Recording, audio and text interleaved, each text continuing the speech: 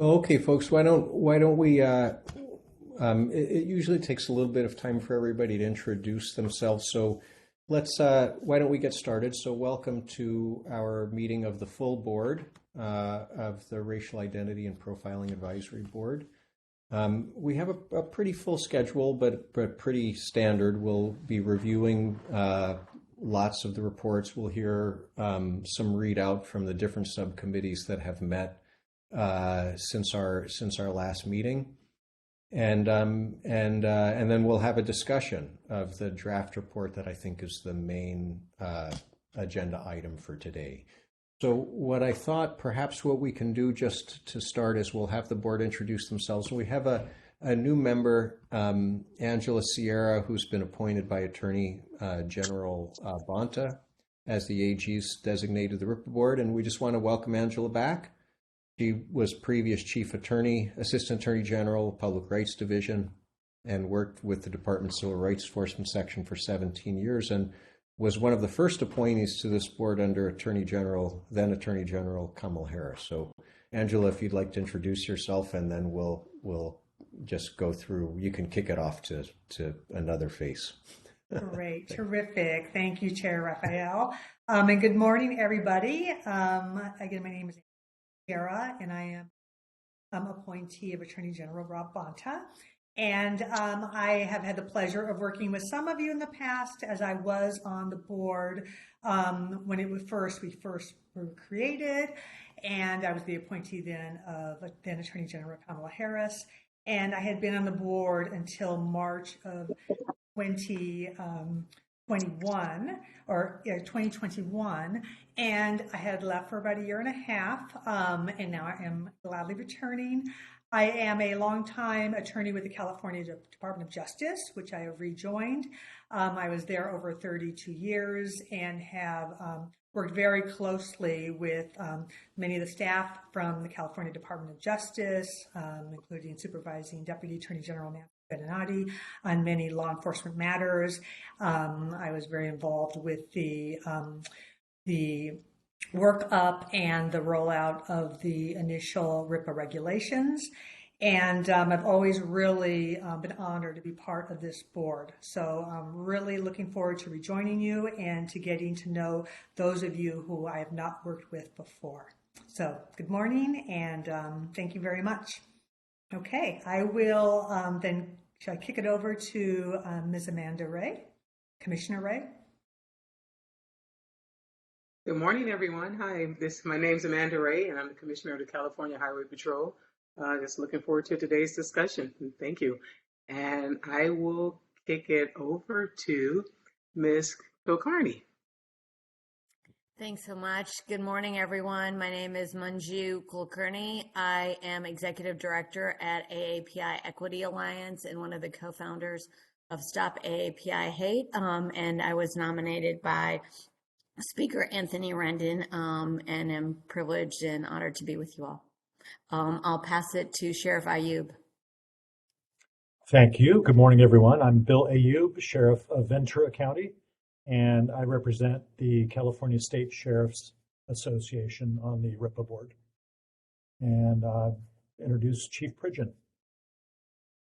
Good morning, everyone. My name is Abdul Pridgen. I am the Police Chief in San Leandro, California, and I am the immediate past president of the California Police Chiefs Association, and I'm representing them on the board, and it's wonderful to be here and see everyone's faces.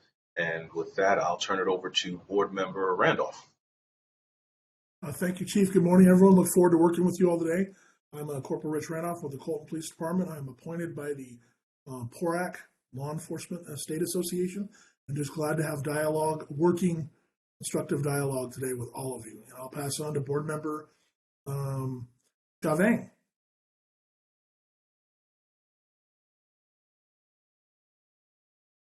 Good morning, everyone. Chavang, Deputy Director of AAPI Specific Empowerment Education Fund, and looking forward to just hearing all the conversations. And let me see who else. Pass it over to Brian.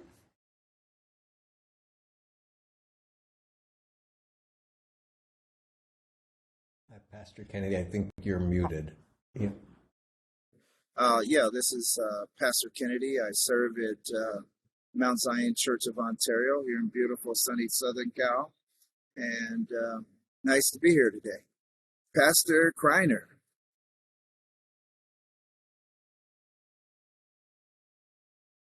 For some reason, Pastor, I knew you was going to throw it to another pastor, man. Thank you, man.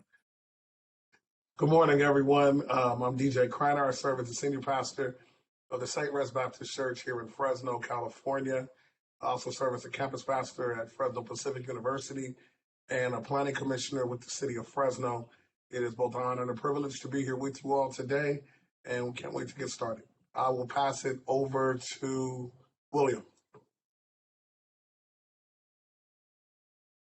Hey, Hawaii. My name's Will Armeline. I'm the director of the Human Rights Institute here at San Jose State University and the Criminal Justice Chair for NAACP is Silicon Valley in San Jose. And I'm not sure who hasn't gone yet, so I'll just toss it up to anyone who wants to jump in. This is Andrea Guerrero. I'm the Executive Director of Alliance San Diego, and it's a pleasure to be here with all of you. I'm an appointee of Senate President Pro Tem Tony Atkins. Good morning. My name is LaWanda Hawkins. I'm a board member, and I'm from Los Angeles. I represent an organization called Justice for Murdered Children, and I was appointed by former Governor Jerry Brown.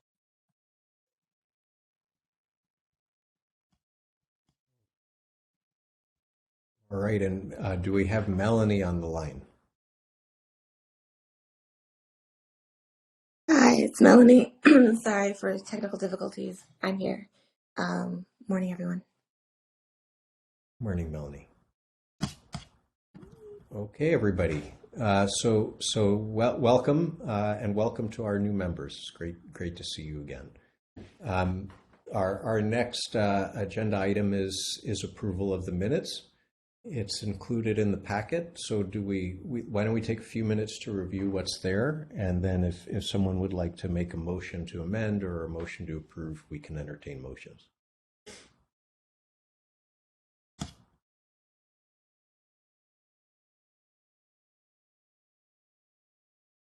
Motion to approve, Board Member LaWanda.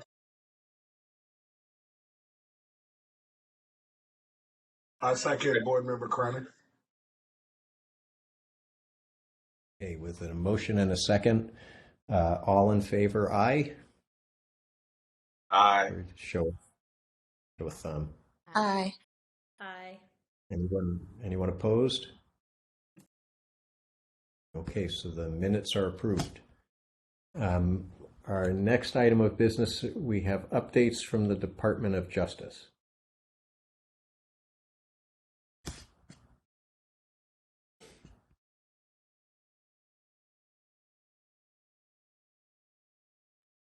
Good morning, everyone. I'm Nancy Beninati. I'm the Supervising Deputy Attorney General of the Civil Rights Enforcement Section. It's good to see such a robust quorum of board members this morning, and welcome, Angela. It's great to have you back. So I do have a few updates, but first, some of you have had the pleasure of already meeting the newest team member from the Civil Rights Enforcement Section, Jeremy Payne, but I wanted to formally introduce him to the entire board in case you had not met Jeremy. Jeremy joined Civil Rights Enforcement Section this summer. He quickly made himself indispensable. He came from Equality California, which is one of the state's most prominent LGBTQ plus civil rights organizations, and there he served as an associate program director. Jeremy has significant experience in working with grants and mobilizing direct outreach to at-risk individuals. He has conducted policy research on and analysis on core issues by those who are at high risk.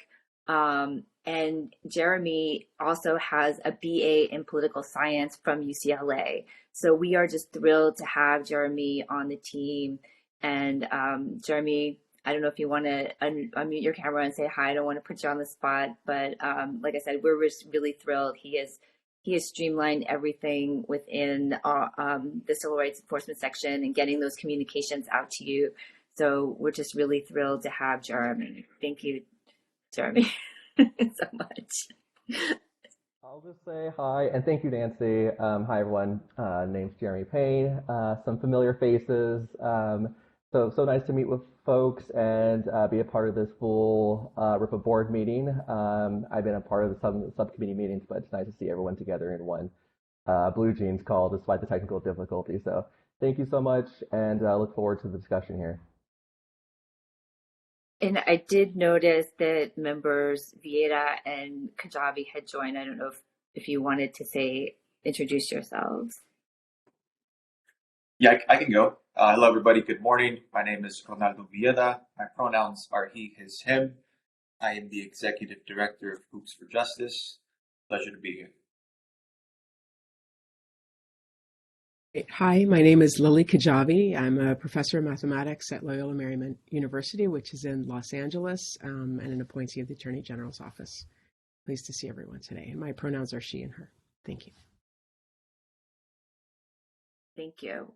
So one of the things I just wanted to update you all on, you may have already seen, but the RIPA data collection statute itself was amended and updated. It was Assembly Bill 2773, amended Government Code Section 12525.5B3, and it will take effect on January 1st of 2024. It adds a statutory data collection element to the RIPA data collection, and it specifically asks that officers collect the reason given to the person stopped at the time of the stop. So we do collect a similar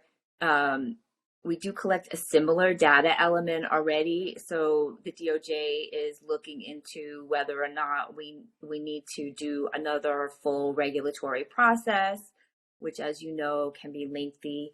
Or whether there's a way that we can incorporate what is already being collected and classify that as meeting this criteria.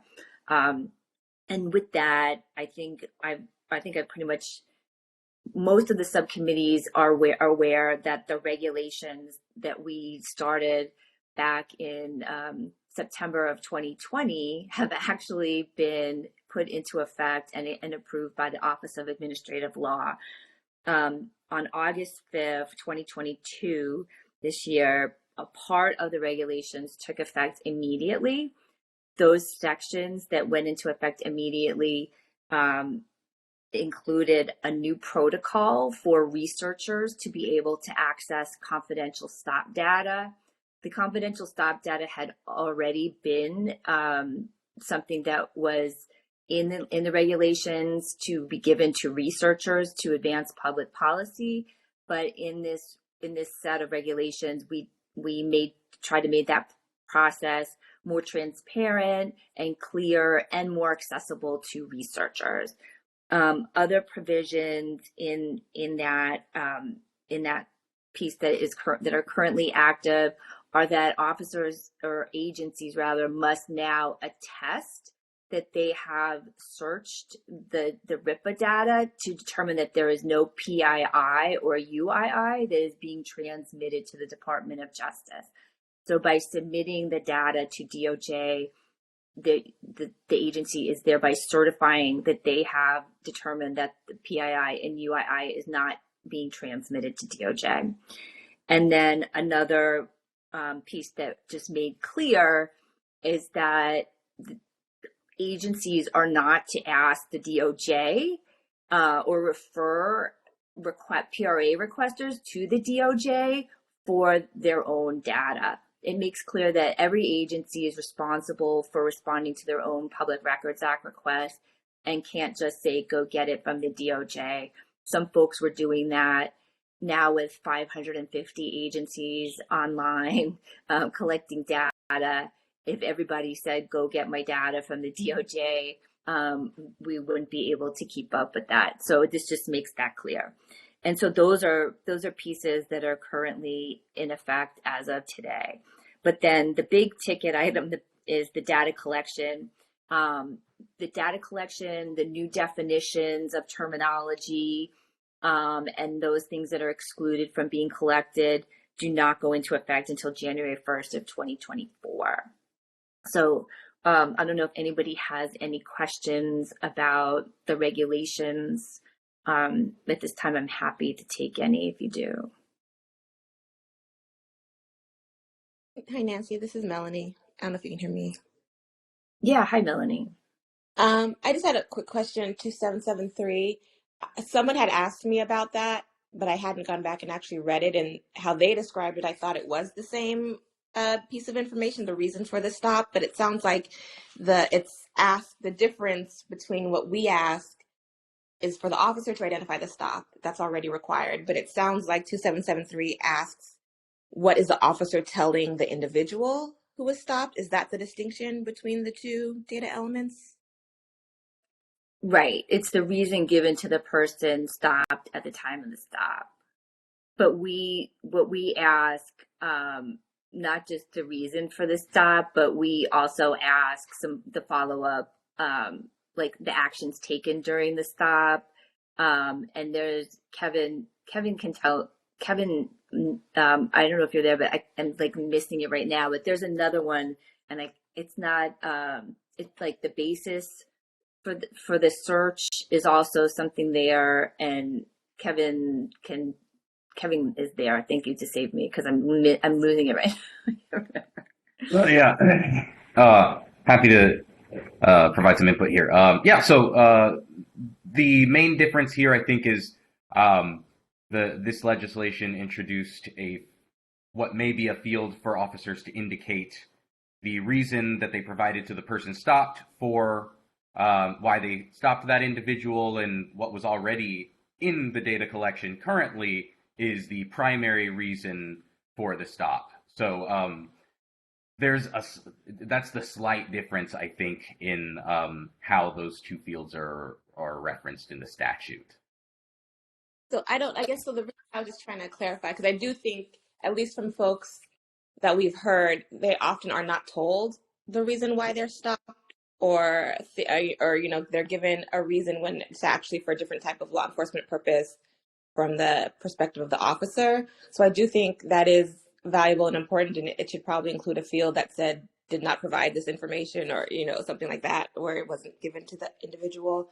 And I don't know if there's a way though to expedite the regulatory process, but I do think that is still a valuable distinction that would be useful for us to have. Yeah, no, we have to take a look at it, and I, it's a challenge, because if it's going to be a select list of data elements that are selected, I don't know if it's possible to do it that way.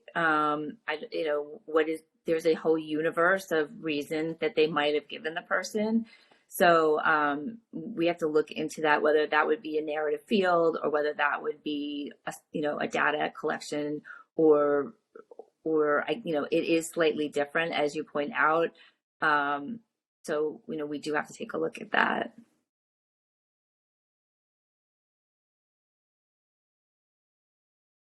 Does anybody else have any questions? All right. And then the last thing that I wanted to update everybody on, we were asked to take a look at doing a potential amicus brief in the Police Protective League case that has to do with civilian complaints and the admonition under Penal Code 148.6.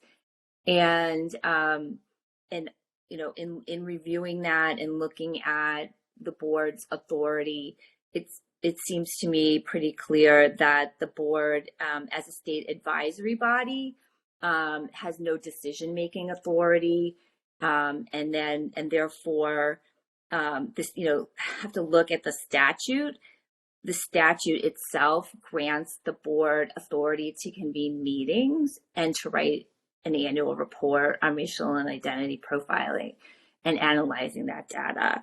So we've talked about it within the Department of Justice, and the board does not have authority to file an amicus brief, take any kind of legal action, or to even retain counsel to do it on the board's behalf.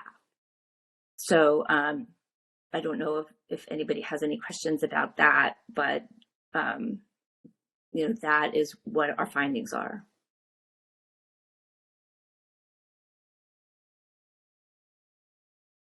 Okay, and then I'm done, and just a follow-up question. Even if we can't act as a board, is it possible to? I'm sure there's going to be amicus being written. ACLU might even be writing one. I'm not sure. Could individuals who are members of the board sign on to that? It's like it's not acting as a board in its entirety, but they're signing on as individuals who happen to have worked on this specific matter because they issued recommendations as part of the board previously. And if that's true, then given that I don't know when that will have another meeting before, I guess if that is allowable, then perhaps individuals who want to do that can reach out to me or like make their interest known here so that it's public, and then we can just have them sign on if they want to. Just because I do think we've touched on this issue so many times as a board, I think just worth, even if not for the legal argument, obviously just to acknowledge the kind of harm that we've recognized comes from having this. So all actions that are made on behalf of the board have to be approved by a majority of the board through a vote. And so you can join a brief in your individual capacity, but not as a RIPA board member.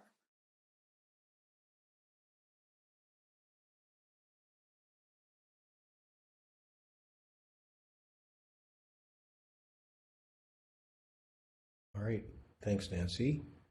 Are there other issues that we need to discuss? Allison has some updates. Okay. Some happier. I was the bearer of the bad news. Allison's gonna have the good news. Thanks, Steve and Nancy. Hi, everyone. Good morning. This is Allison Elgart, Deputy Attorney General at DOJ. Wanted to update all of you. We've been updating some of the subcommittees about this, but we hadn't had a chance to let the full board know about the legislative briefing that we did. So we wanted to take this opportunity to let all of you know. DOJ did give a briefing to some members of the legislature and their staff this past July. And at that briefing, we covered what you all had, what the board had recommended in the 2022 RIPA board report and some of the data in that report, the recommendations that you all had made to the legislature. And we gave them a preview of the topics that you all were discussing for this year's report. And they had also, all members of the legislature had received a copy of the RIPA report earlier in the year. We also are hoping to have another legislative briefing once you all have hopefully voted at the November 29th meeting to approve the report. We hope to brief the legislature again on the data and recommendations from this year's report, probably in early December. I know Andrea Guerrero has expressed interest in being part of that briefing as the chair of the policy subcommittee and has been involved involved in many of the recommendations that you all have made to the board in the past. Due to Bagley-Keene limitations, we do believe we could have 2 board members present at the briefing. And so we wanted to have you all think about that, and perhaps as part of the next steps today, if you all would like to have 2 board members present at that meeting for the legislative briefing, we can consider who you all would like to be there for the briefing and participate in that. And DOJ will work with the Legislative Analyst Office to set up that briefing. So just something for you all to think about. I know Andrea has already expressed interest and a willingness to do that, which we think probably makes sense as chair of the policies subcommittee, where many of these recommendations are coming from. But if another board member is interested in attending that meeting, either a chair of the board or someone else, you can all think about that, and maybe we can discuss that as part of your next steps. We think that meeting will take place after the next full board meeting, but this way we can potentially involve you all in planning and the dates. But that's exciting, and part of the board's desire has been really to push a lot of the recommendations with POST and with the legislature. And so we're really glad to have the opportunity to brief members of the legislature on your recommendations and be able to answer any questions ahead of the legislative session where they might be thinking about some of the bills that they want to put forth. So that's one update. And does anyone have any questions before I move on for that one? Allison, should it be an action item for us to discuss who would like to go? That would be great. Maybe as part of the next steps, just so it doesn't take away from the time for discussion in the meeting. And the other thing I just wanted to call to all of your attention, the next board meeting will be November 29th. That's where you all will be voting to approve the final report and looking at the executive summary and the quick facts that we will all prepare between this meeting and that meeting. I also want to let you all know that there will be at that meeting a vote for co-chairs. Since the co-chairs of the board serve for 1 year, they are of course willing to serve longer if they so choose and if you all vote that way, but we wanted to give you all advance notice of that. So if you are interested perhaps in serving as a co-chair of the board or nominating someone, please let DOJ know, and we can try to we can be prepared for that meeting and the vote for co-chairs. The other notice I wanted to give you all is that meeting, DOJ is switching over to Teams, Microsoft Teams instead of Blue Jeans. So now that we've all gotten used to Blue Jeans, we're making a switch to Teams instead. So just so you all know ahead of that meeting, the notice, it was noticed in Teams. You'll have the Teams login information on your calendar, but just wanted to give you a heads up to download Teams to your computer if you don't have it there already, just so you can be prepared at that meeting for logging on via Teams. So we'll say goodbye to Blue Jeans and start using Teams from now on. So those were the main updates that we had. I'm happy to answer any questions if any of you have any.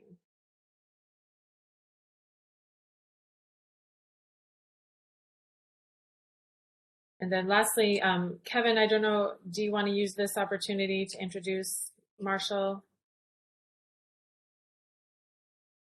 Yeah, thank you. Yes, so the members of the Stop Data Subcommittee will have already met Marshall, but to all the other subcommittees and to the full board, Marshall is a new staff member. So we have a new staff member in the Department of Justice Research Center RIPA Support Section. His name is Dr. Marshall McMunn. He joined us as the newest research associate in the Research Center back in August. So he's been working on a lot of the data analysis that you all will see as new content for this version of the draft that you all have in front of you today to discuss. So I wanted to just briefly jump on, let you all know that there's a new research associate that's going to be working with you all, so you'll see him more in future meetings. And I wanted to give Marshall an opportunity to just say hi to everyone. So with that, I'll just, Marshall, if you wanted to say hi. This would be the time. Hello. Yeah, it's a privilege to join the DOJ Research Center, and I'm very excited to contribute in the future and assist the board. Thanks. Thank you. Yeah, so that is the update from DOJRC as far as new staff go. Thank you. Great. Well, thank you, Kevin and Allison, Nancy, and welcome, Marshall. Do any board members have any questions regarding any of the updates?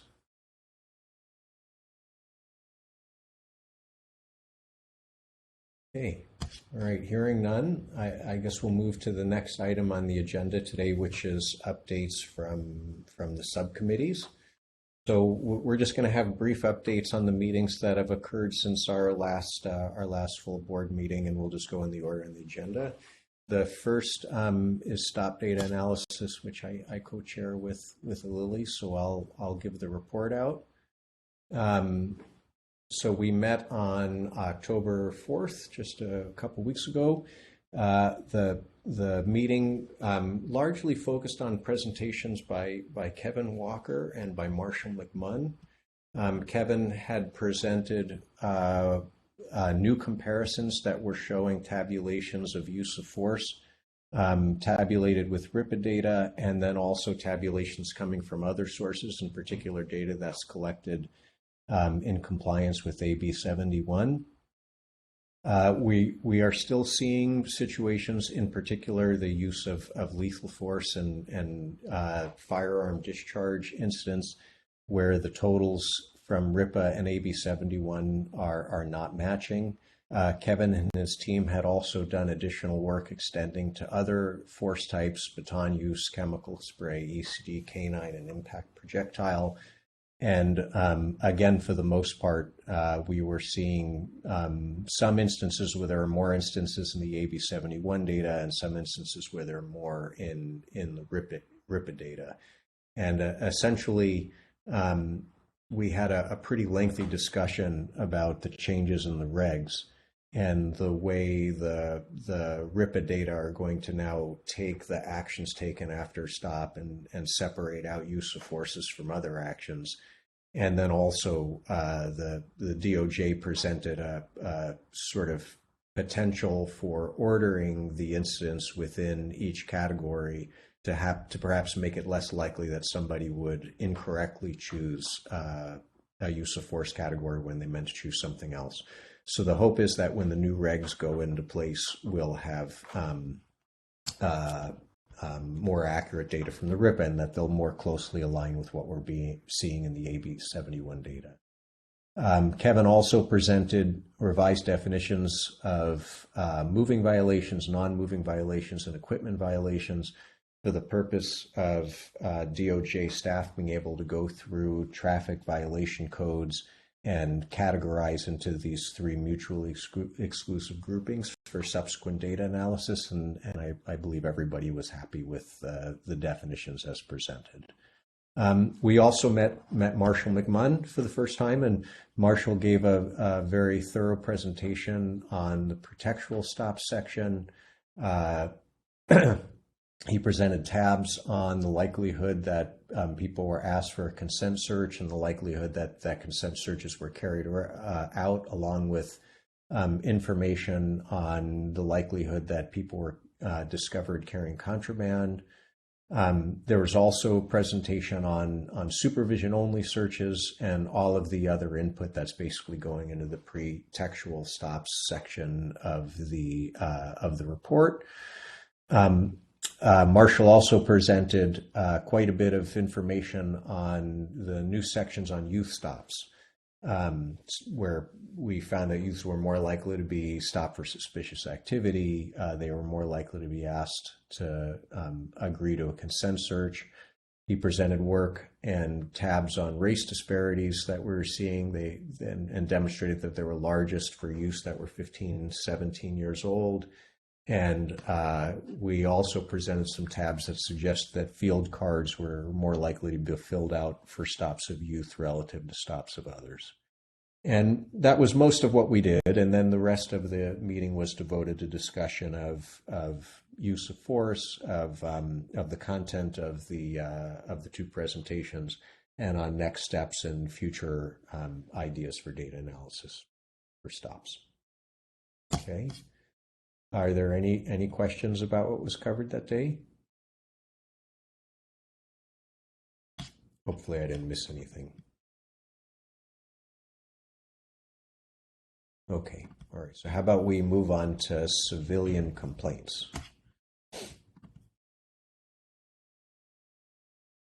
Okay, Brother Steve, that's where I'll jump in at. DJ Kreiner, co-chair of Civilian Complaints Committee. I'll give just a brief overview of what we've been covering. The bulk of what we've been covering really has been presented by Ms. Yaz Manners. Specifically, she gave an absolutely amazing detailed presentation on best practices of civilian complaints. Specifically, I'll just kind of highlight some of the best practice subsections, kind of give just a quick, maybe sentence or two overview of what each subsection is about, just so that you all can kind of have a better understanding of each subsection, okay? Number one, the first thing that was covered was a statutory definition of civilian complaint. The section restates the board's prior recommendation, and legislator defines civilian complaint in Penal Code Section 832.5 to ensure uniformity among law enforcement agencies. The second subsection was civilian complaint procedures from beginning to end. This section sets forth the flow chart of civilian complaint processes and makes best practice recommendations within each step of the process. Next, we also looked at the intake and access to complaint procedures. This section sets the best practices to make complaints forms understandable and accessible, such as writing the complaints for a 7th to a 9th grade reading level and using size font 14 for the sake of making sure that everyone can see and understand. And it addresses the need for law enforcement to make the complaint process widely available. This section also restates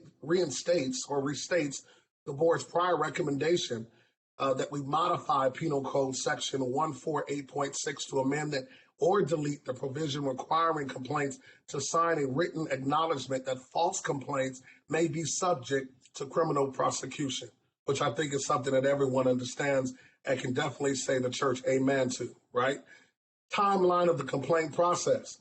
This section states that agencies must establish clear deadlines for each step of the complaint process to make the deadlines available to the public and to stick to those deadlines. While agencies have some discretion to set these deadlines depending on their available resources, in general, agencies should acknowledge complaints within 24 hours from the time the complaint is received by the appropriate person within the agency. 5, tracking complaints. This section states that agencies should use a uniform section for accepting, documenting, investigating, and reporting individual complaints. The tracking system should be automated whenever possible and should alert investigators when deadlines are about to expire. Next, communication through the complaint process. This section addresses the need for law enforcement agencies to communicate regularly with complainants throughout the entire complaint process.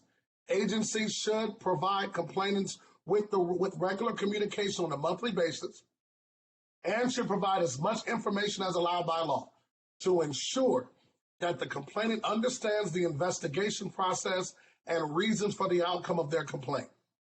Next, investigation complaints. This section emphasizes that the purpose of an investigation should be to understand what happened during the individual incidents and to identify any systematic issues within an agency that needs to be addressed. This section also discusses several key lines of inquiry and agencies should address in every investigation. Next, complaint disposition. Similar to the communication section, this section addresses the need for law enforcement agencies to provide complainants with sufficient information to understand the outcome of their complaint. This means that agencies should notify the complainant of the summary of the investigative steps taken, the specific findings and reasons for their findings, copies of the documents, and evidence relied on in the investigation, and whether any disciplinary actions were taken as a result of the complaint. Because of some of this information might arguably be protected from disclosure, this section also includes a recommendation that legislator reviews the issues to ensure complainants are given enough information to actually understand the outcome. Next, auditing the complaint process. This section addresses how complaint data can and should be used to identify systematic issues within law enforcement agencies and provide an opportunity to strengthen relationships within the community by improving transparency. And finally, the use of complaints in early intervention systems, disciplines, and trainings. This section discusses the importance of complaint data at the individual and at levels above within early intervention systems in order to emphasize the importance of collecting and tracking data. Before I conclude, we also believe as a subcommittee that it's important to note that the board is reiterating its recommendation that legislature adopts a uniform definition for civilian complaint, as well as its recommendation that they reconsider the language of Penal Code Section 148.6 to address the stature that is effective on complaints. That is my report. That is our report. If there are any questions, we'll take them now.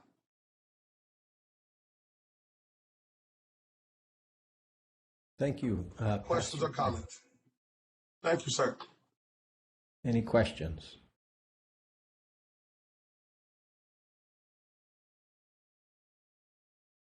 Okay, thank you for that very comprehensive report back. So next we have post-training.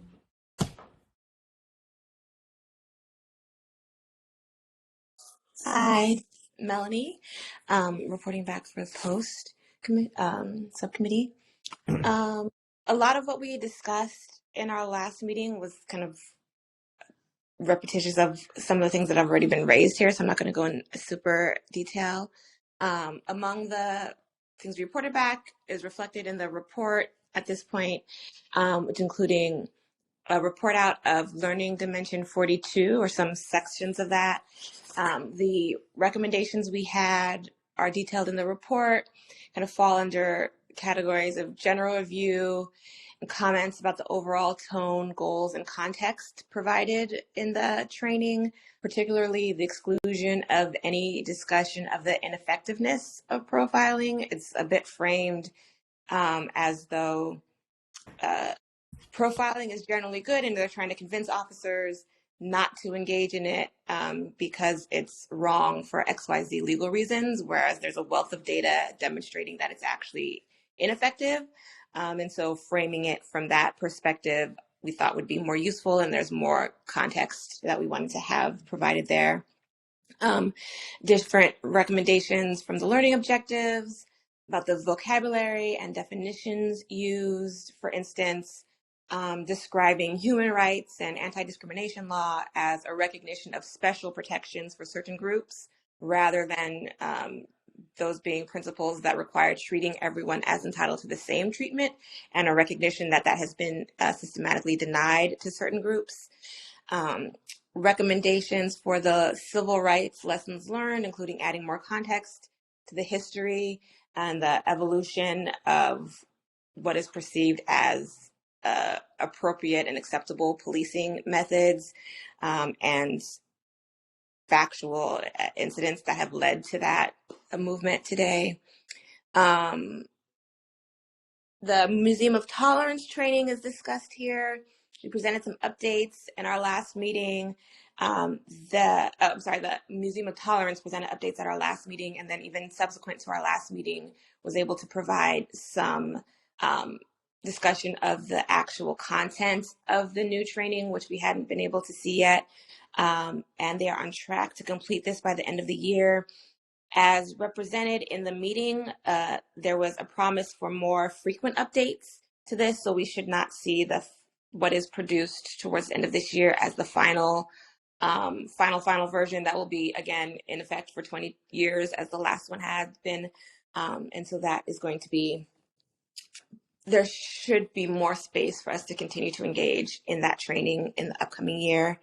We also reviewed, the report reflects that we've reviewed 7 courses over the history of the reports, and the data suggests that kind of the current training is perhaps not effective at combating racial bias and profiling, and that is an area that we initially flagged as something that we might like to pursue in the next report, in terms of trying to identify some measures of effectiveness.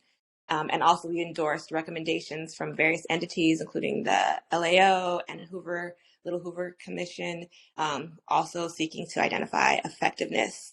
In the last report, we already had, the last draft report for this year had already identified some of the Little Hoover Commission recommendations. We hadn't had a position on whether we were endorsing them or just summarizing them, and we voted in the last meeting to endorse all, but I think 2 of those recommendations specifically related to increasing funding, with the premise that we want to see the effectiveness of these things before we delve into funding endorsement.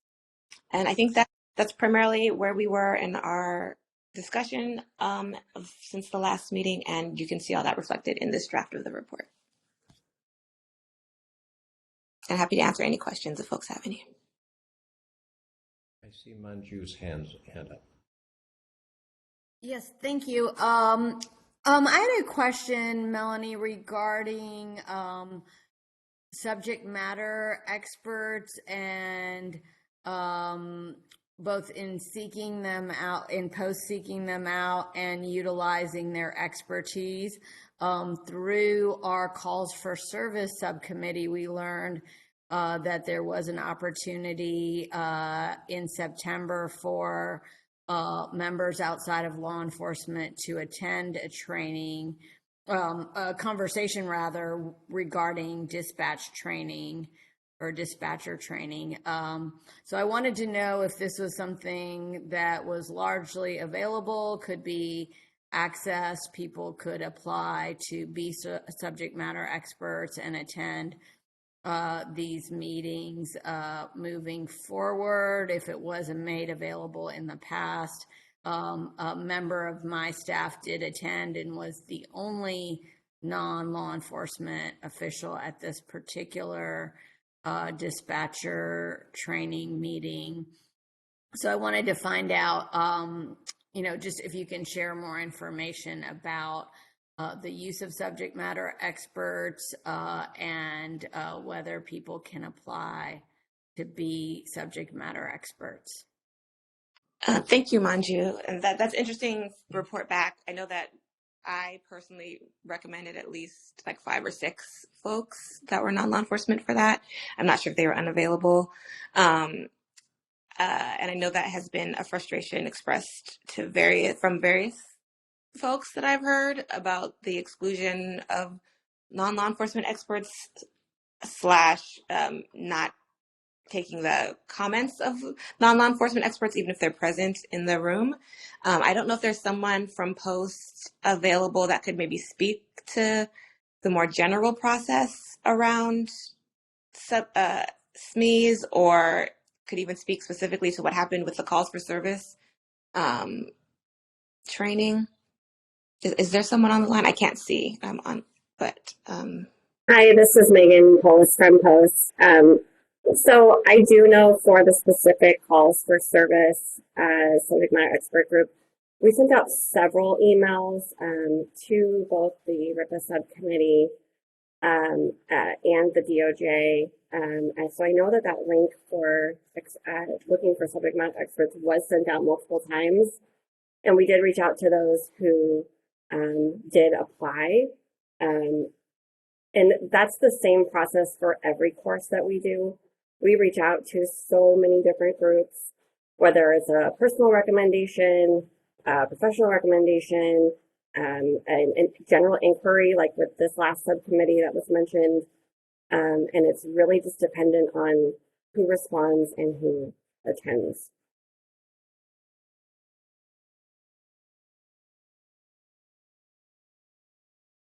And I think just from the content of some of our prior discussions in the post subcommittee, understanding more about the process might be something that could be of interest for further development next year.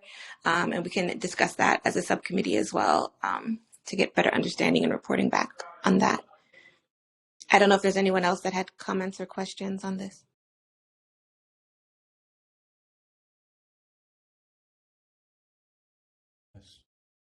Seeing none, I think we're good. I'd just like to acknowledge Board Member Taylor has joined us. So welcome, Tamani. Okay, so our final subcommittee is calls for service. Oh, wait, no, I'm sorry, state and local policies. I skipped one. State and local profiling policy.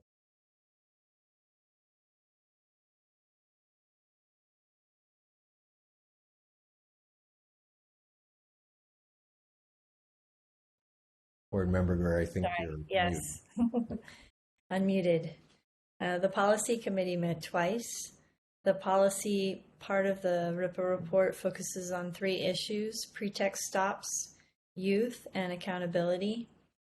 The pretext section builds on the previous recommendation that the RIPA board made to policymakers and law enforcement to consider ways to eliminate pretext stops to reduce the harm that arises from it.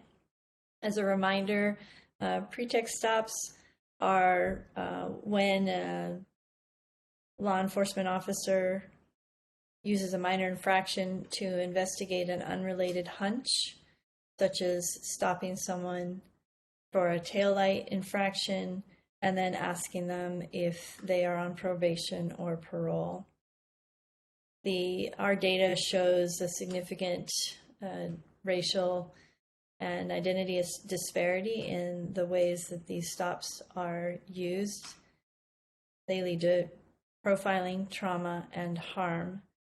Because of this, there is national momentum to eliminate pretext stops. The White House has called for an end to pretext stops in its May executive order. And so in this report, the DOJ staff, in conjunction with the policy committee, examined emerging approaches to do just that. So provided an extensive review of the ways that different jurisdictions are addressing pretext stops, and then makes 3 recommendations. One, to limit discretionary stops that officers make that amount to pretext stops, to consider a probable cause standard for the kinds of stops that lead to disparate impact on particular communities in California, and thirdly, to prohibit suspicionless stops such as the consent searches and supervision inquiries. These are the stops that where officers are asking for information about whether somebody is on probation or parole. In addition, we focused on youth, and both inside and outside of school. Outside of school, the report provides, for the first time, a lot of information about the impact of law enforcement stops on youth, noting that more than 25% of youth nationally report that they have been stopped by police, frisked, searched, and been the subject of harsh or racist language. Our own data shows significant racial and identity disparities, and studies indicate that implicit and explicit bias towards youth of color, particularly brown and black youth, leads to greater uses of force. And of course, nationally, we see these trends as well. Tamir Rice is a great example of this, a 12-year-old who was killed playing with a toy gun in a park by a law enforcement officer. In future reports, we look to analyze the data that we are collecting further and specifically look at issues around limiting law enforcement interaction with youth without the presence of an attorney or without probable cause, and recommending specific policies, use of force policies with regard to youth. Then we also looked at youth in the context of schools. That data, we are just starting to get that kind of data in. We will have more data in future years, but we did do a survey of information that is available about law enforcement interactions with students in schools. The limited data that we have so far does show a disparate impact, disparate contact between law enforcement and students of color, as well as LGBTQ students. And the information we have about school resource officers and school referrals to law enforcement is alarming. Black students are referred to law enforcement from schools at 4 times the rate of whites, Native Americans at 2 times the rate, so on and so forth. So our recommendation is to deepen our review of school policing data, including suspension and exclusion data. And then lastly, we looked at accountability. And we provided a pretty thorough survey of all of the mechanisms, accountability mechanisms that are in use right now. And that includes internal mechanisms. So that includes everything from, establishing a culture of accountability to the role that supervisors play, internal affairs, data analysis. Those are all mechanisms for internal accountability. And then we looked at external accountability. This includes the Attorney General's oversight, civil litigation, criminal investigation and prosecution, civilian review boards, police commissions. There is now a Department of Accountability in one city in California, so we took a look at that, as well as audits. And so this year we focus on surveying all of those mechanisms, and then we state that in the future we will review the efficacy and limitations of these mechanisms. And then we also, pointed to looking further into how agencies can address or how they can respond to law enforcement agencies participating in extremist groups. We've seen a lot of revelations about that in the last 2 years. And, what are the mechanisms that law enforcement agencies and their oversight bodies can employ to ensure to respond, and then also ensure that there's accountability for profiling that may relate or arise from it.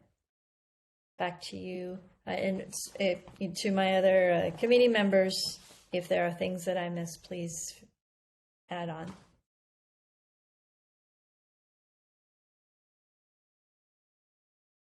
Are there any questions for Andrea?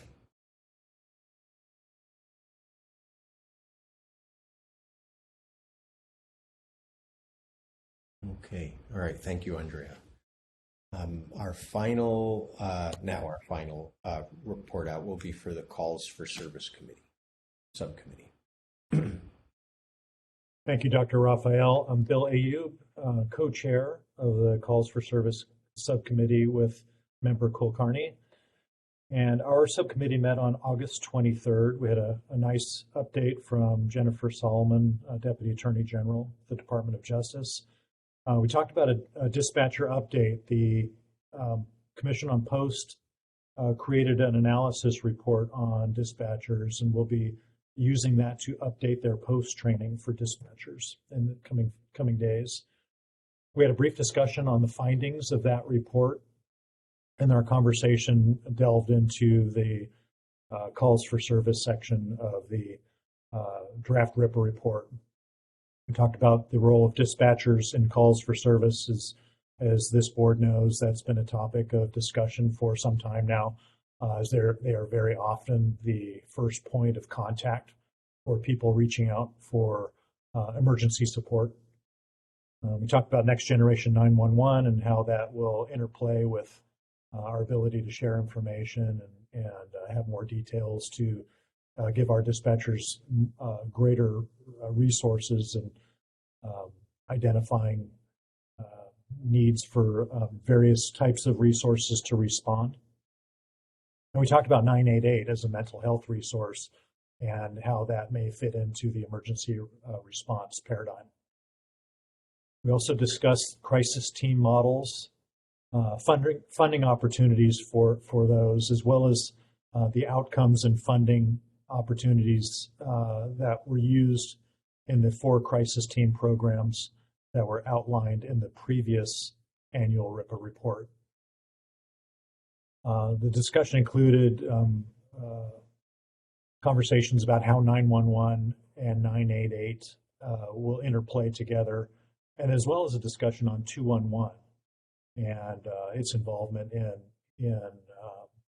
the overall scheme of dispatching emergency resources in the community, and whether that's an appropriate resource to include in the report, which we all agree that it was. We talked about takeaways from the report that could be used to help post craft their new dispatcher training. And then we also discussed the state auditor's report on law enforcement agencies not adequately guarding against biased conduct. That's report number 2021-105, and how that may affect our report out on calls for service in the annual report. Our subcommittee discussed at length recommendations, which were largely centered around bias and its intersection with dispatcher training, recruitment, and retention. And we settled on 4 recommendations, which are included in the draft report, currently on page 174 of that report.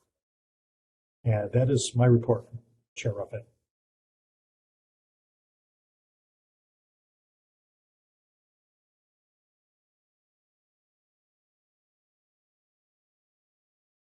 Sorry, I'm on mute.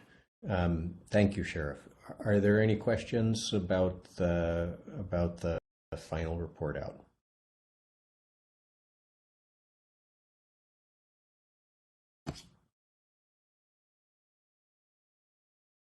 Okay. All right. So I think we're at agenda item 6, where we have time for public comment.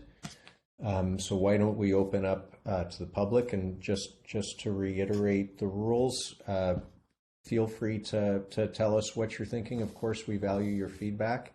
If you keep your comments brief, that would be great. Around 2 minutes, that would be good.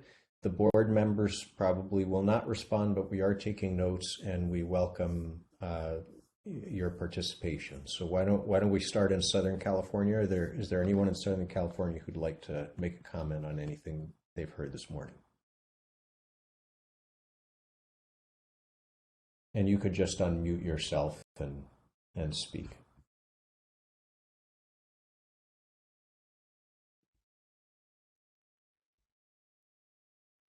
Okay, anyone in Central California?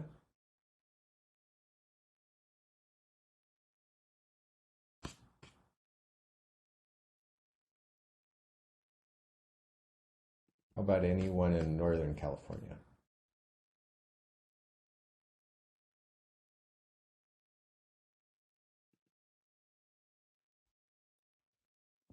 Hi, this is Dan Lawson. I direct the Center for Civil Rights Remedies at UCLA's Civil Rights Project, which I guess would best be placed in Southern California.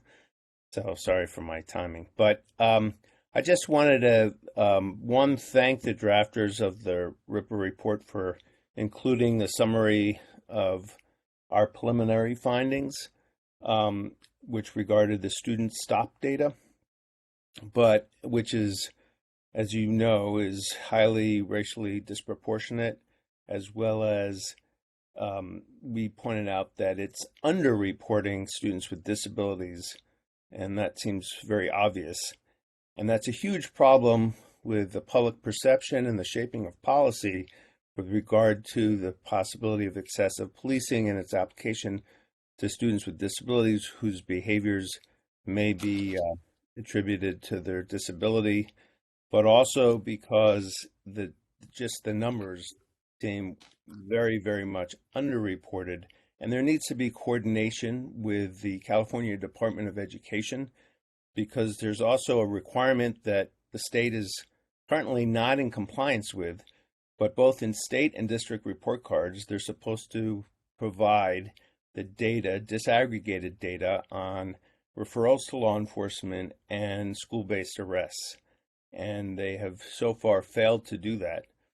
But I believe that there needs to be a discussion with the California Department of Ed to ensure that they're complying with that piece, but also reflecting on the RIPA data and using it to reform how police, to the extent that they're in schools, our position is that mostly they should not be in schools and there shouldn't be campus police. But that aside, to the extent that they're there, what changes need to be made. And I think there's a lot of work that needs to be done, but there really needs to be a coordination with the information between the California Department of Ed and this RIPA data collection.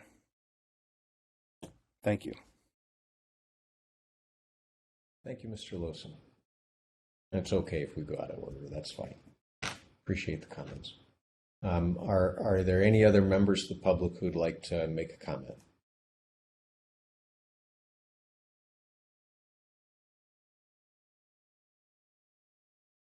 Raise your hand or just unmute yourself.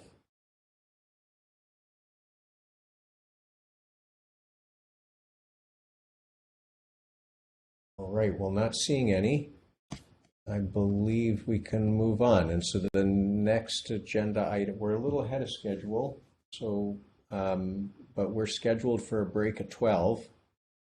Would everybody like to keep going? We do have the discussion of the report, which will be time consuming, and perhaps would everybody like a 15-minute break? Yeah. Okay. All right. So let's adjourn for, why don't we say we'll come back at 11:30. Is that good? Okay. All right, everyone. We'll see you in a few minutes. Thank you.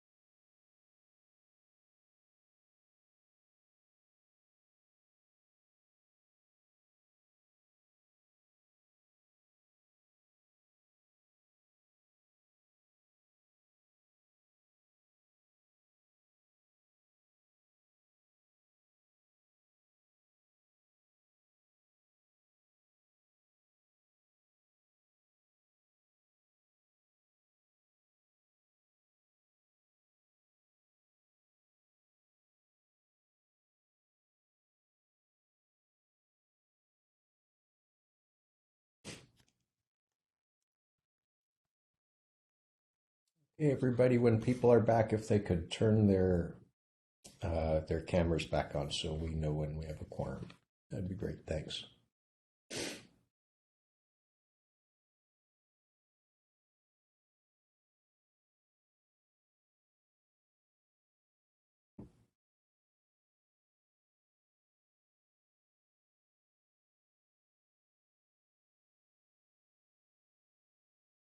Hello, this is Angela. I want to see if you could hear me because my camera's not working. I'm not sure if my the audio is. Yeah, we can hear you. Yeah. Great.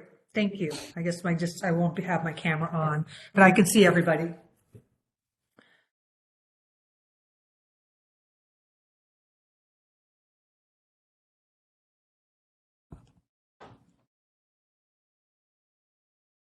We'll give everybody one more minute.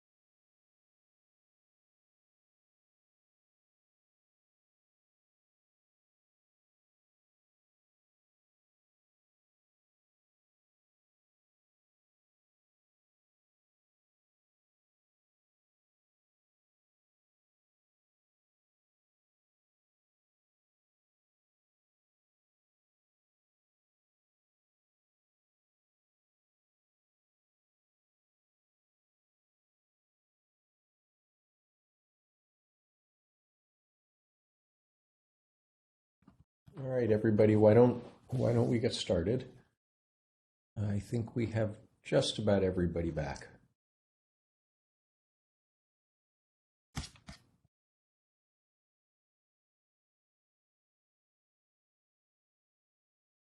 Okay, so our remaining, let me see if I'm muted. Our remaining sort of large agenda item for today is to discuss the draft report that has been sent to us, which everybody has received and reviewed. I don't know, anybody from DOJ, is there a presentation beforehand, or are we just proceeding with a discussion section by section? You can just proceed with a discussion. There's no presentation, but everyone is available to answer questions if you all have them. Okay, great. Well, we do have, these are lengthy reports, and I'm sure everybody has comments to go through, but why don't we just go through section by section, and I have the table of contents in front of me, and I'll just read them out, and then we can, for each section, if board members have comments that they'd like to offer, we can discuss them. So the first section where there's text and some literature review is titled "The Mental Health Impacts of Being Policed on Communities Impacted by Racial and Identity Profiling." It starts on page 6 and goes to page 21. So why don't I open the floor for anyone who would like to comment on that section?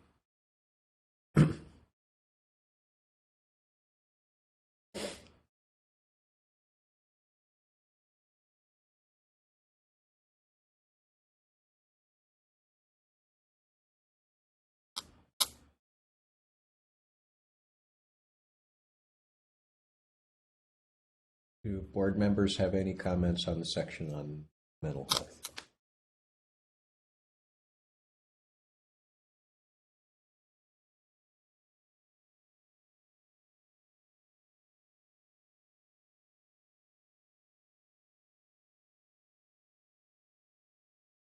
Okay, seeing none, we can move on to the. Oh, I'm sorry. Go ahead. I just wanted to share an affirming comment.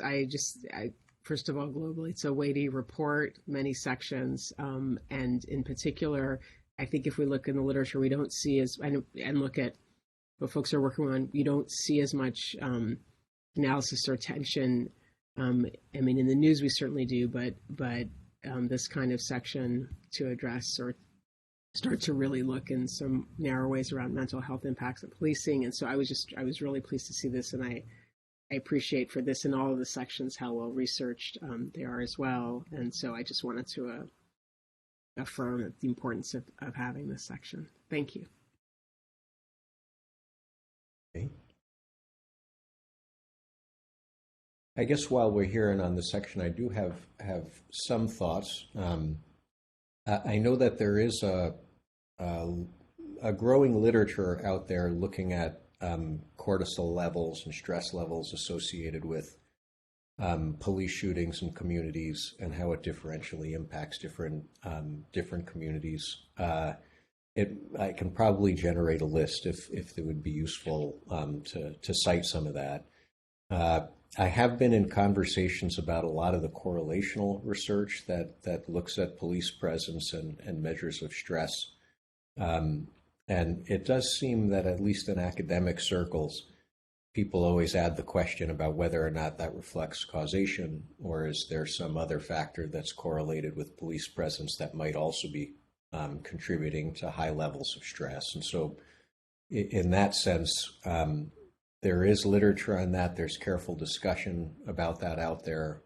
It tends to be a little bit more qualified, I think, in terms of drawing strong conclusions, and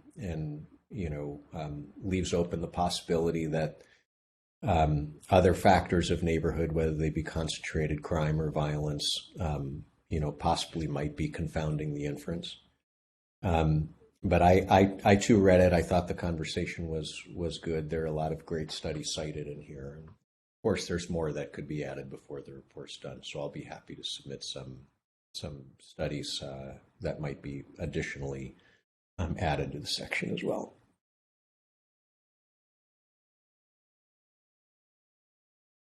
Does anyone have any further thoughts on this particular? This is just the first section of the report through page 24. If I could add, this is Andrea. I also really appreciate explicitly describing profiling and adverse policing as a public health issue, and talking about the trauma in that way. I think that expands the sophistication about how we're dealing with this issue, and kudos to the DOJ staff for this section.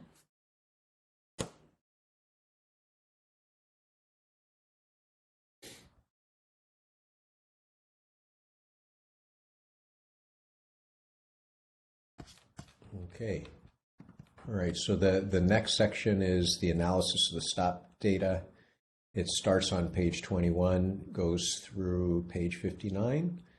It in many ways is taking our new wave of data where we have many more agencies, although they tend to be smaller than what were in our first waves, and reproducing the analysis from previous years. We can open up to the floor. When I was reading through, just a comment on the results, they look pretty similar from year to year. There are some slight differences, like we don't see overall big differences in hit rates in the section, at least for groups overall, but there are some finer distinctions when we break stops down by type. But it doesn't look like there's any surprises here this year, and a lot of it seems to be relatively similar to what we found in previous years. So I didn't have much to add there, but does anyone else have a comment or question pertaining to any of the findings in this particular section?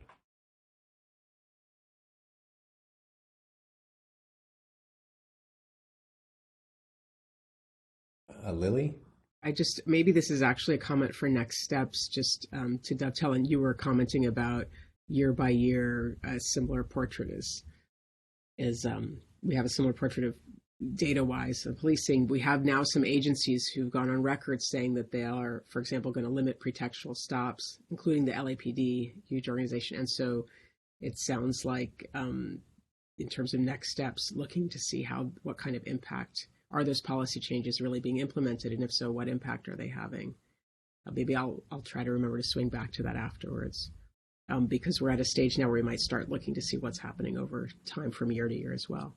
But in terms of this year's analysis, the section looks robust, and if anyone else has comments, I'd be happy to hear. That's a great suggestion, because with multiple years of data for the largest agency in a policy change, one can evaluate what the effect of that policy change is. So there's a lot to learn there.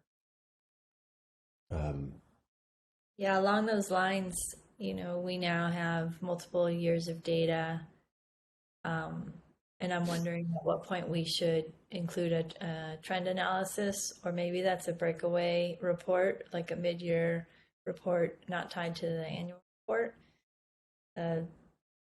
I think it's worth starting to look backwards and look for those trends. Mm-hmm. That could also be a place or the foundation for talking about the impact. And I imagine with all reporting agencies now, we could also break down by region and type and rural and urban and size. Manju? Yes, so I had a question. Wanted to know, in terms of the racial categories, are these set up in the REPA statute, and how are they defined, as they are different than typical sort of census categories, et cetera? Most notably, I see, I'm pleased to see a breakout specifically for Pacific Islander multiracial. I'm curious about how the Middle Eastern / South Asian category was determined. According to the census, Middle Eastern is often placed under the category of white, and South Asian is one of the subcategories of Asian. So just wanted to see if anyone could provide any clarifying information. Well, I do know, so this is probably a question that Kevin could answer, but and Kevin, I don't mean to answer for you, but if I remember correctly, these categories were specified in the regs, and then Kevin and his team have made a correspondence between census data categories and tried to make them fit the RIPA data. They're not exactly the same, but they did what they could, at least for the purposes of generating population benchmarks. Kevin, would you like to correct me? I wouldn't like to correct you. What you said is the case. But to add a bit more meat to the conversation here surrounding like where to find information about how each of these categories is defined within the regulations. So I'm looking at the current regulations here. Perhaps I can just do a screen share. No, screen sharing is disabled for this meeting. Never mind, I can't. But if within the regulations, there's a definition of perceived race or ethnicity of persons stopped. And then it says, when reporting this data element, the officer shall select from the following data values, and it lists 7 different categories of race and ethnicity. And then below that list, there's definitions for what each one of those categories, how it's defined for the purpose of the RIPA data collection. So, for example, here looking at Middle Eastern or South Asian, it says Middle Eastern or South Asian refers to a person of Arabic, Israeli, Iranian, Indian, Pakistani, Bangladeshi, Sri Lankan, Nepali, Bhutanese, Maldivian, or Afghan origin. So there are particular definitions within the regulations, and so that's where I would point someone who's interested in finding specifically what ethnicities are captured within what race categories. And then, as Steve mentioned here, for the purpose of the small section of the report where we do the comparison of the RIPA values to that of the population captured within residential population information, we've done our best to crosswalk the specific ethnicity codes that are available within the American Community Survey data to the specific values that are listed within the regulations. So that is kind of how we've taken that approach. It's outlined within a section of the methods appendix as well, for anyone who's interested in looking at those crosswalk values. So that's where we get those things. I wasn't around I was around. I didn't work specifically on RIPA within the department during the time when the initial regulations that defined the race and ethnicity categories, when that work was going on. So I don't necessarily have the background information about how these values were selected, but I believe there still are DOJ staff that are probably in attendance of this meeting. If there are additional follow-up questions that you have about the decision-making process, they might be able to speak to that as well. Well, that's really helpful, Kevin. Thank you. I guess my comment or feedback would be that, while we know and understand that there's many sort of, there's a spectrum in terms of phenotype within every so-called race, in quotes, that there would be probably quite a significant degree of variability within the groups that you just mentioned. And I'm curious at how an officer would be able to know and understand. And, for example, Lebanese American individual would probably look very different than, say, myself, somebody who's South Asian. So just kind of curious again about that, and then what officers understand to be the race of individuals when they report for purposes of the data.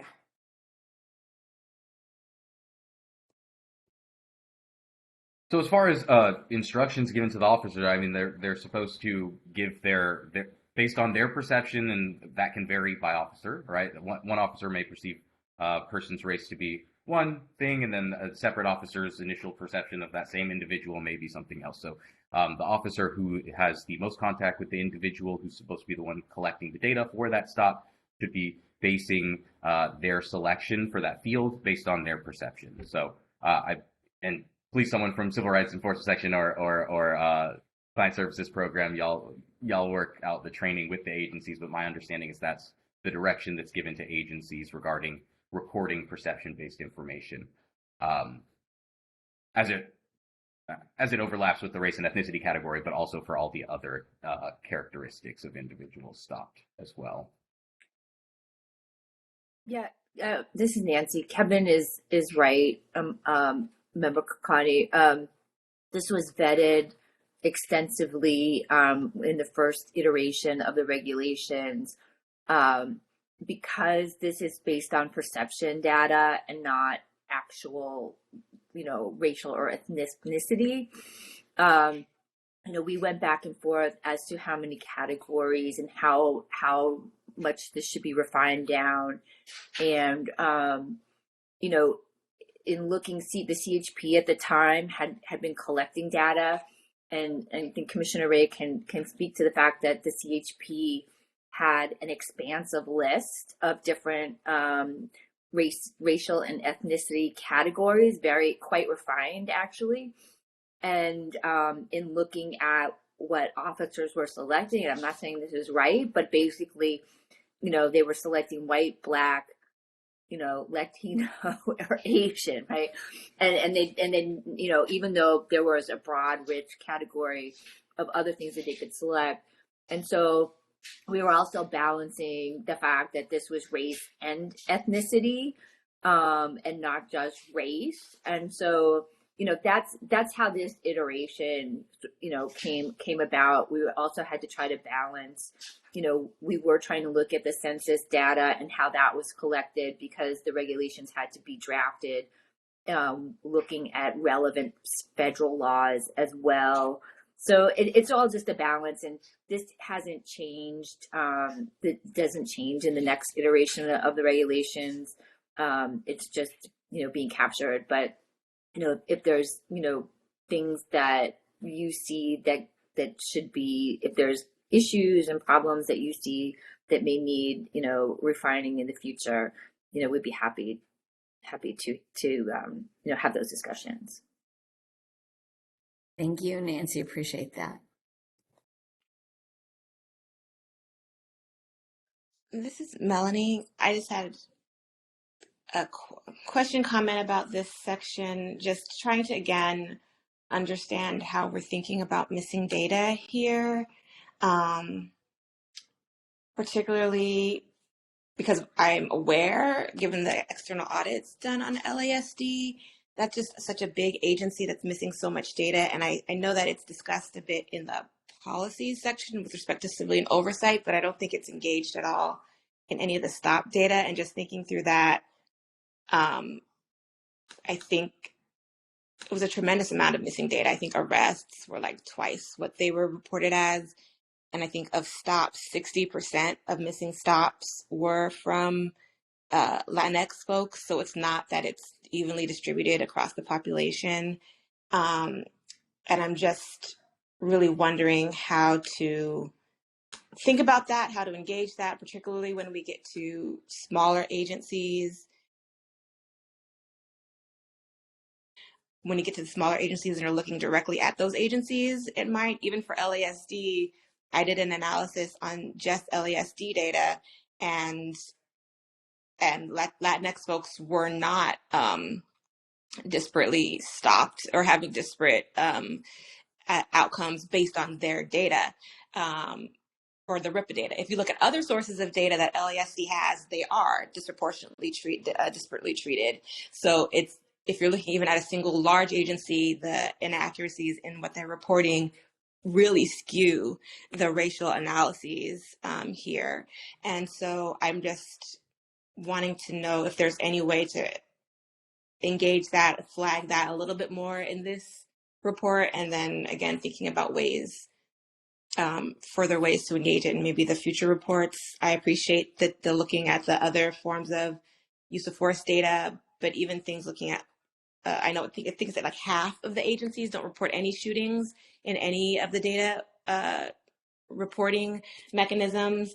But I think agencies that I looked at, they didn't even report that they had pointed a gun at anyone, which is unlikely, let's say, to have happened for an entire year, that no deputy pointed a gun at anyone in any context. And that is the use of deadly force, actually, under the law, under certain laws. So, I mean, I'm just really interested in how we can try to better understand the missing data, how that is impacting maybe the directions of some of these analyses, particularly when you get down to the smaller agencies or even the large agencies. If you're looking just at the single agency, that some of that information is not being reported as to what it actually is happening on the ground. And I don't know if there's any good answers for that at this point, but I would like to try to engage it as much as we can for next year's report and maybe flag that a little bit more beyond the specific measures that we talked about, particularly when we have both the LASD IG report and the LAPD IG report that show kind of the racialization of missing data in terms of which stops aren't counted at all, which folks get put behind cars in backseat of car stops that aren't counted at all, et cetera.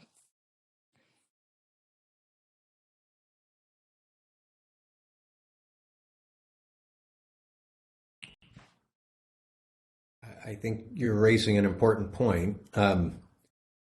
There certainly are ways to, especially when you have two sources of information, to try to get a sense of what's not reported and whether it's biased. There is something that's used, believe it or not, actually, the quintessential example is to count turtles in a lake, called capture-recapture analysis, where you basically capture 10 turtles and you paint their back and then release them into the lake and go back a year later and capture them and see how many you get. And from that, you can figure out how many turtles are in the lake.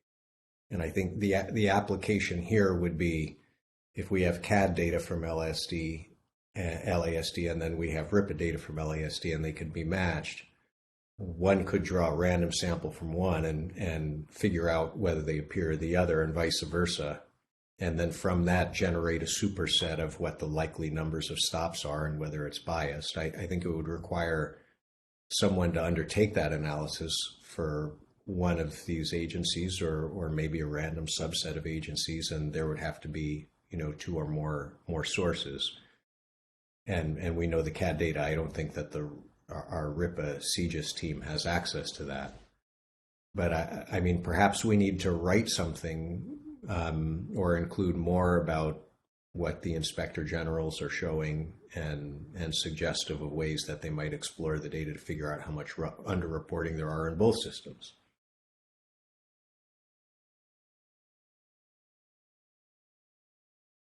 And I just, in looking, just one comment, Melanie, I have I guess it's a question. It looks like from the Inspector General's report that they were looking at RIPA data from July 1st of 2018 through June 30th of 2019.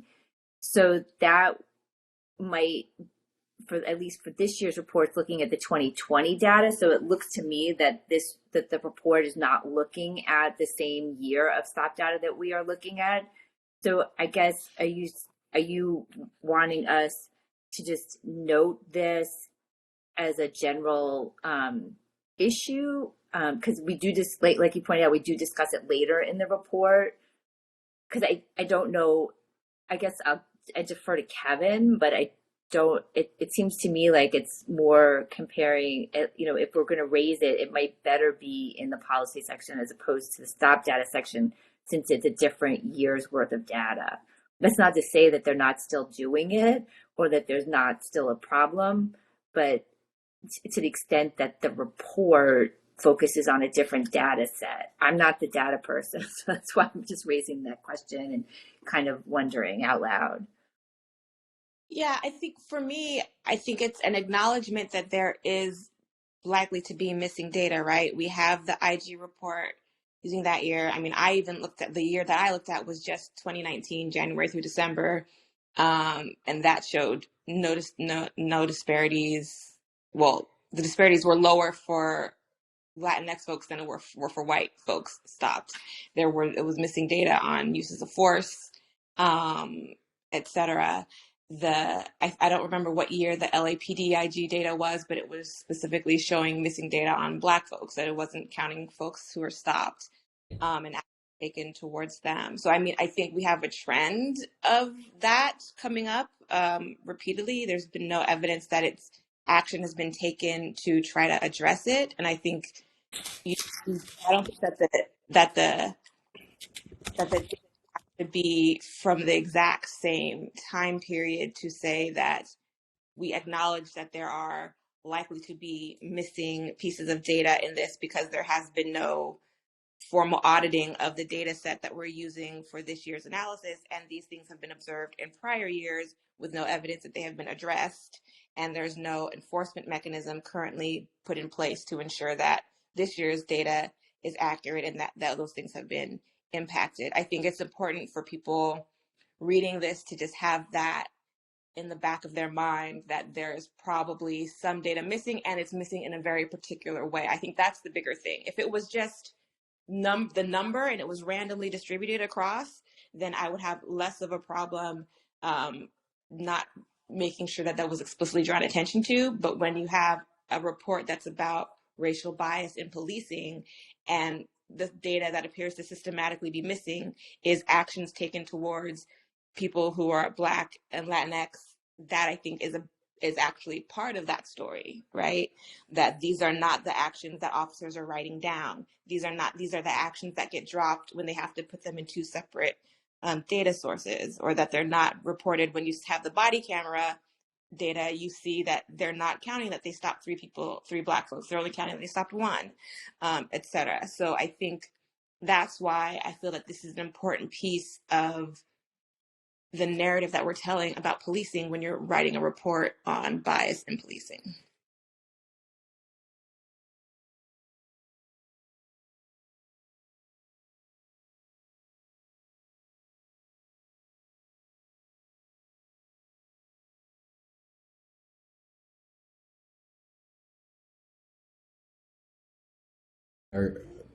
Does anyone else have a comment on this section? I'm not sure how we resolve that, but perhaps we need to I don't know, make earlier reference to the discussion of the Inspector General reports to come and highlight the issue of the need for continuous efforts to try to validate the data collection, doing the things that Kevin and his team have been doing, comparing to other sources, what the Inspector Generals are doing by comparing to other sources, and trying to identify areas where, inconsistencies can be flagged and hopefully remedied. This is Angela Sierra, and again, I'm sorry my camera doesn't seem to be working. But I also was intrigued and really liked the idea of adding in the policy section if there are ways that we'd be ready to just have suggestions on what data sets either can be compared or the type of modeling you were talking about, Steve, to maybe include that. I think it could add value and kind of move this issue forward and be helpful to some of these inspector generals.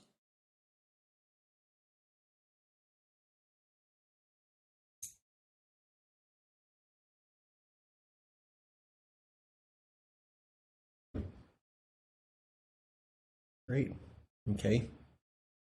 And there are some examples of that used in law enforcement. I remember there's this ongoing issue of capturing the number of officer-involved shootings. There's no national data set, and I remember reading at least one federal study that compared different sources and did a capture-recapture analysis, which wasn't technically too difficult, but to try to get a sense of how many there actually were in the country. And so there's definitely precedent out there for this sort of thing. Yeah, and it may just be at this point in the process we're teeing this up. I'm just not, sure how substantive we can be at this stage, but it may be something being teed up for the next report as well.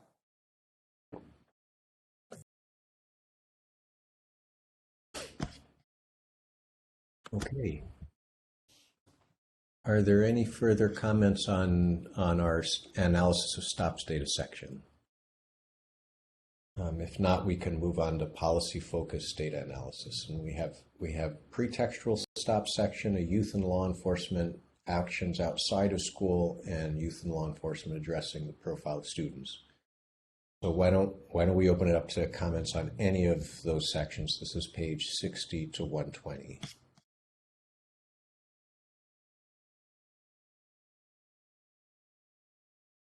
Board Member Raphael, I commented on that because I was on that subcommittee.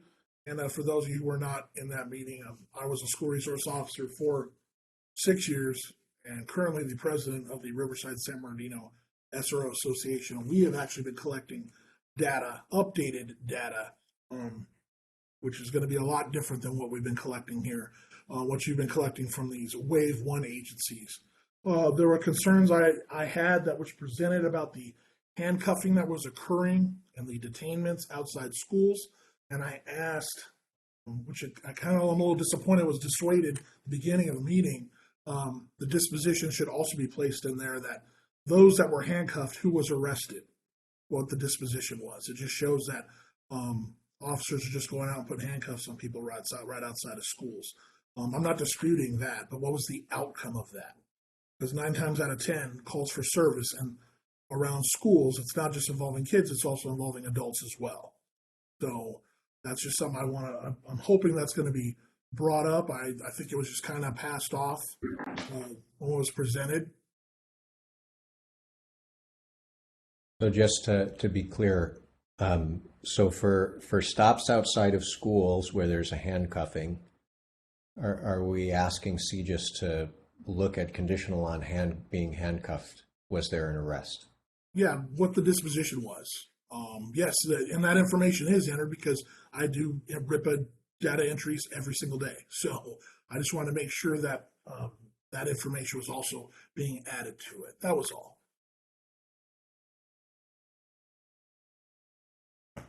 Just as a follow-up on that one, so that was something that came up during the youth policy subcommittee meeting a couple Fridays ago. That is something that we're actively engaged in, kind of going back, rerunning some of the analyses to specifically limit the comparisons to handcuffings where there's not an arrest as an alternative to kind of showing handcuffings. These were not handcuffings that occurred during the course or during stops where there was a custodial arrest or someone was transported from the scene. So that would be an alternative that would then not capture the universe of cases where someone was arrested and during the course of that arrest they were handcuffed as a matter of procedure. So that's an alternative approach that we've been working towards altering some of the content to reflect. But open to comments on that as well.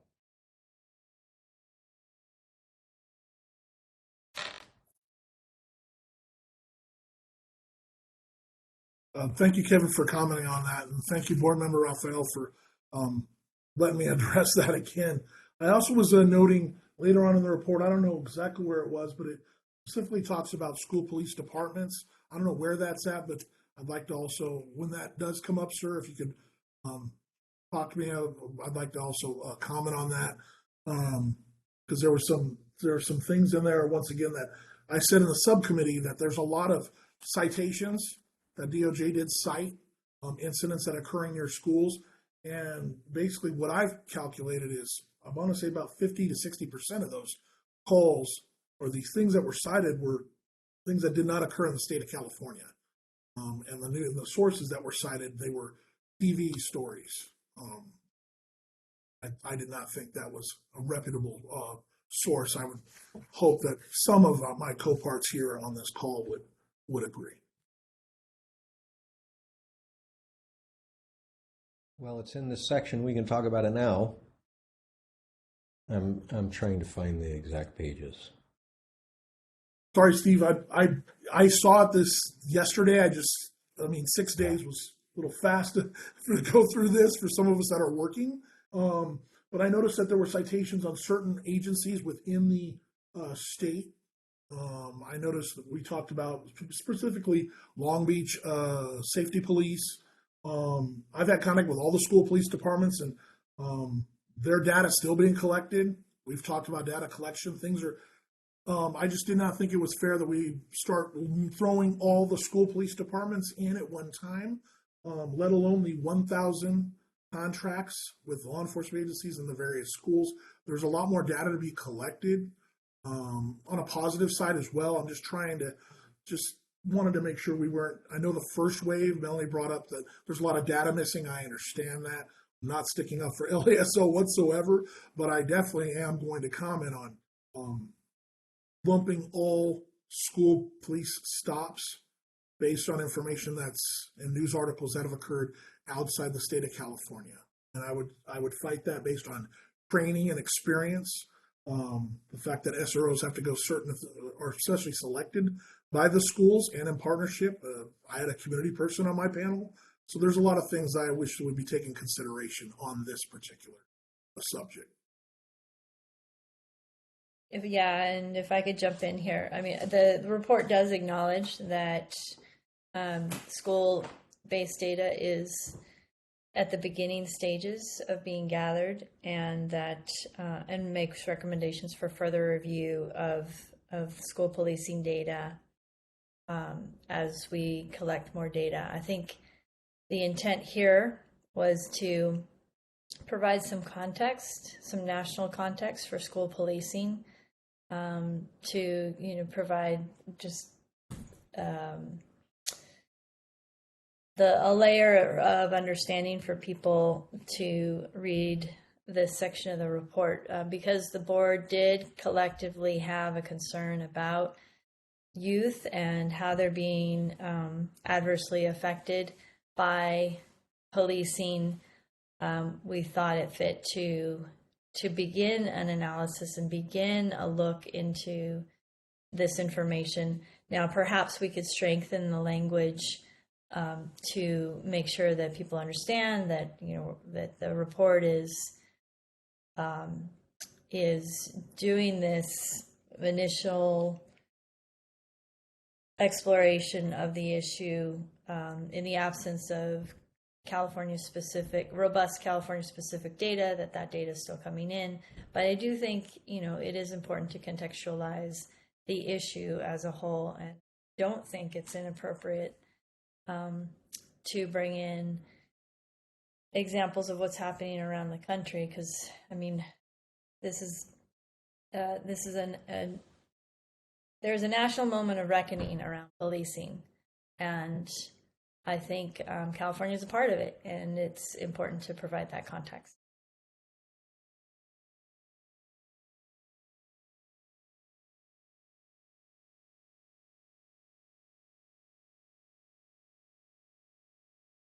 Any other thoughts on this?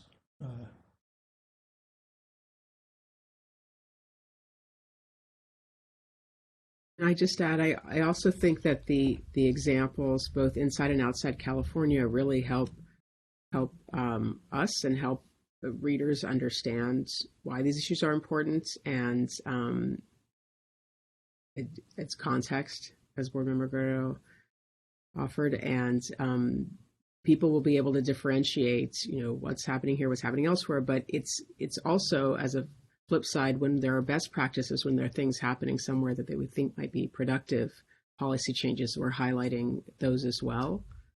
And so I think it fits in the sense of having a richer report, so people can more deeply understand the issues.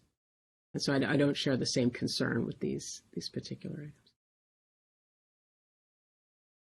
I thank you for commenting on that, but when there's nothing positive at all, it weights the reader or the viewer to think that nothing is changing and we are still going backwards in the state. That's all. Yeah, and I think a closer look at the report section would you would see that the report does state that the SROs do play a role and provide some studies and analysis of a mixed review of them, but I think it is important to note like some of these trends, and especially what students themselves are feeling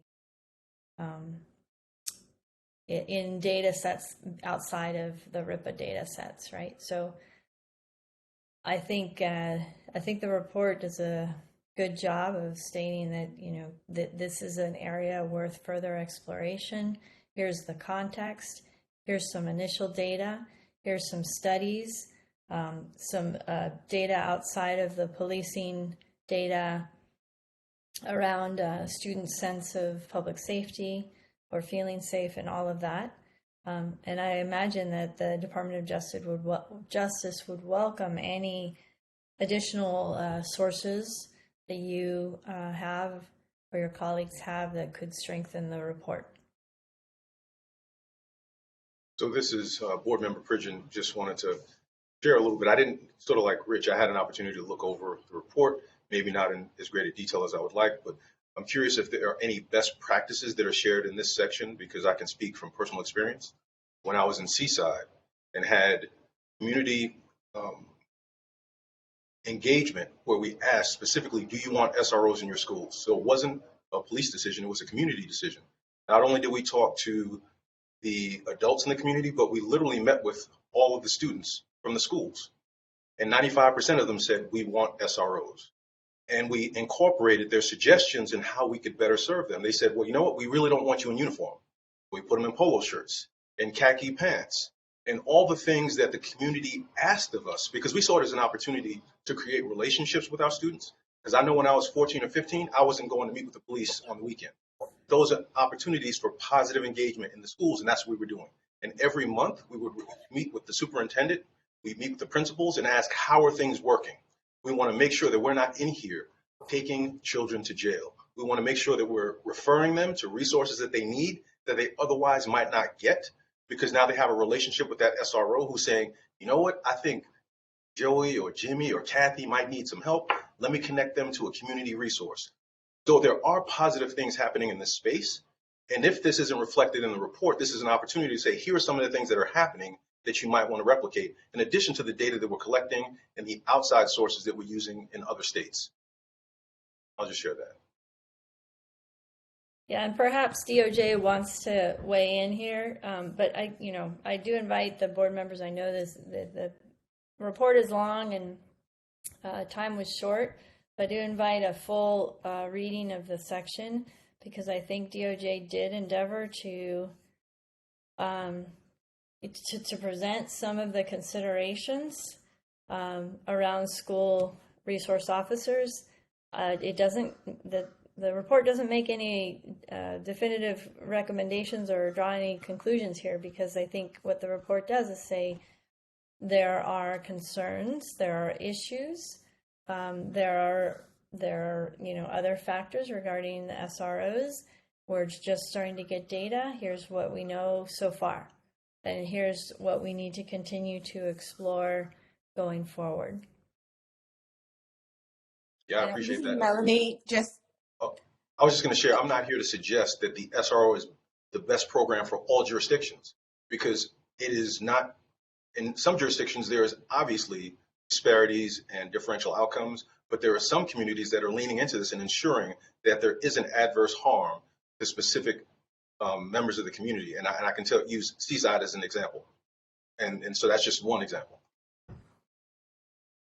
this is Melanie. All I was going to add was to Andrea's point about not really having best practices too much at this point, is that the data included did show, try to look at research on the actual outcomes for students in these contexts. So I hear you in terms of what different segments of the community may want or may look for in the SRO, but I think when thinking of best practices, that usually it should stem from the actual outcomes that are recognized or experienced. And so I think that was at least some of the measures that were identified in this report, even if it wasn't fully identifying kind of how things should operate going forward. It was acknowledging kind of what is actually experienced by students, either from studies or from self-reports and narratives.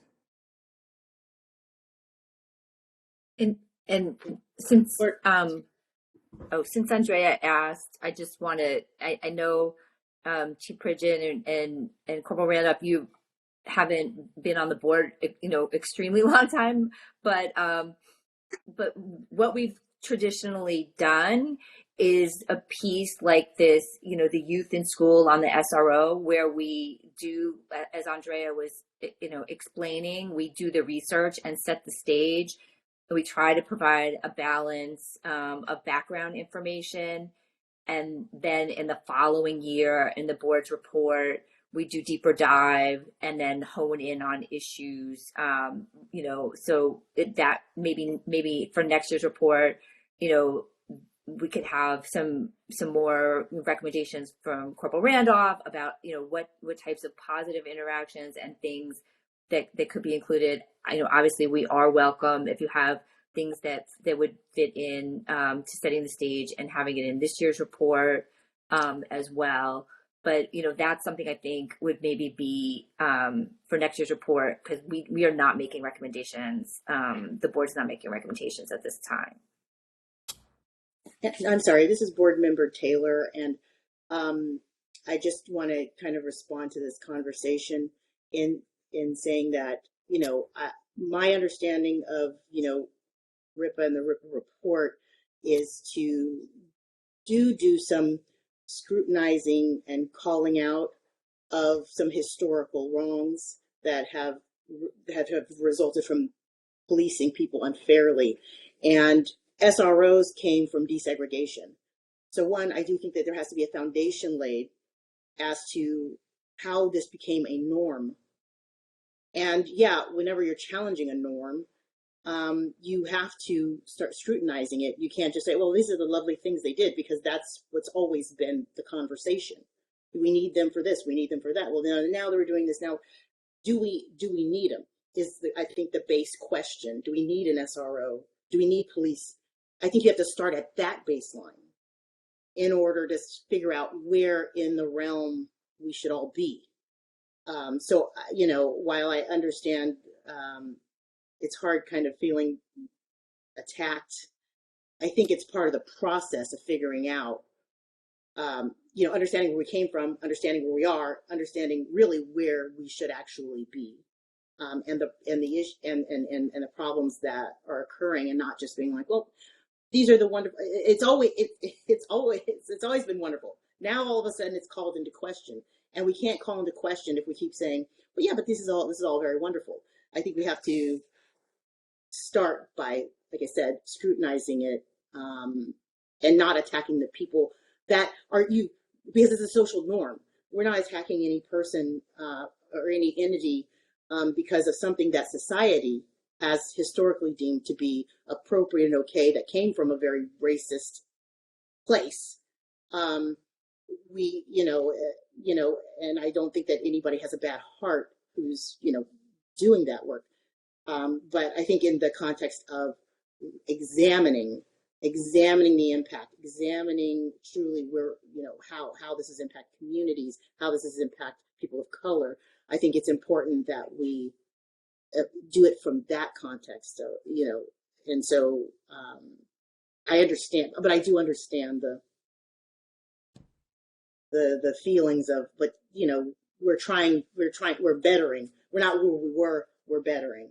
But I don't think that's the best approach that RIPA should have to this particular issue. Thank you. And I agree with you wholeheartedly about the historical context. You will not get an argument from me. I just know that in one specific example where there was a positive interaction, when we specifically made sure people weren't getting arrested, so nobody black or brown was getting taken to jail. But historically, and in many communities, it doesn't work that way.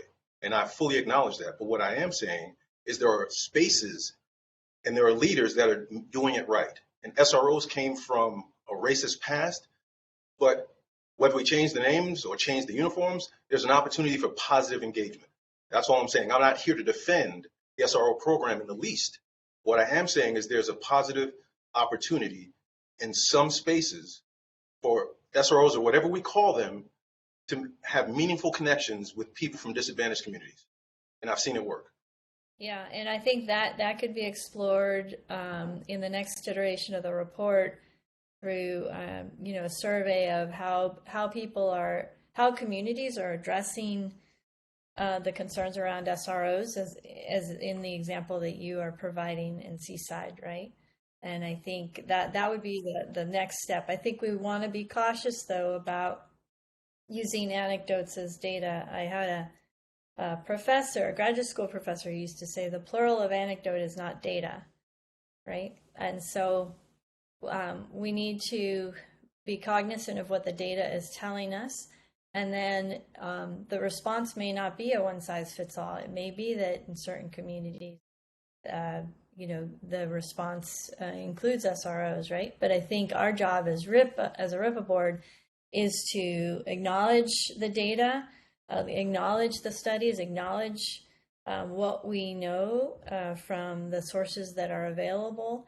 In the coming year, we'll have our own data, primary source data to provide for people to analyze, and then we can go from there. We can provide best practices, a best practice survey of how people are responding, and if it's appropriate, make recommendations based on everything that we've collected. I just also wanted to appreciate laying out this framework and this foundation for us, for someone who has been working on with young people and in schools for many, many years, and the issue of racial and identity profiling, and the issues of SROs has been at the center of a lot of the young people's concerns. And so I just want to appreciate the subcommittee for really uplifting, setting up a foundation for us to continue to have this conversation deeper.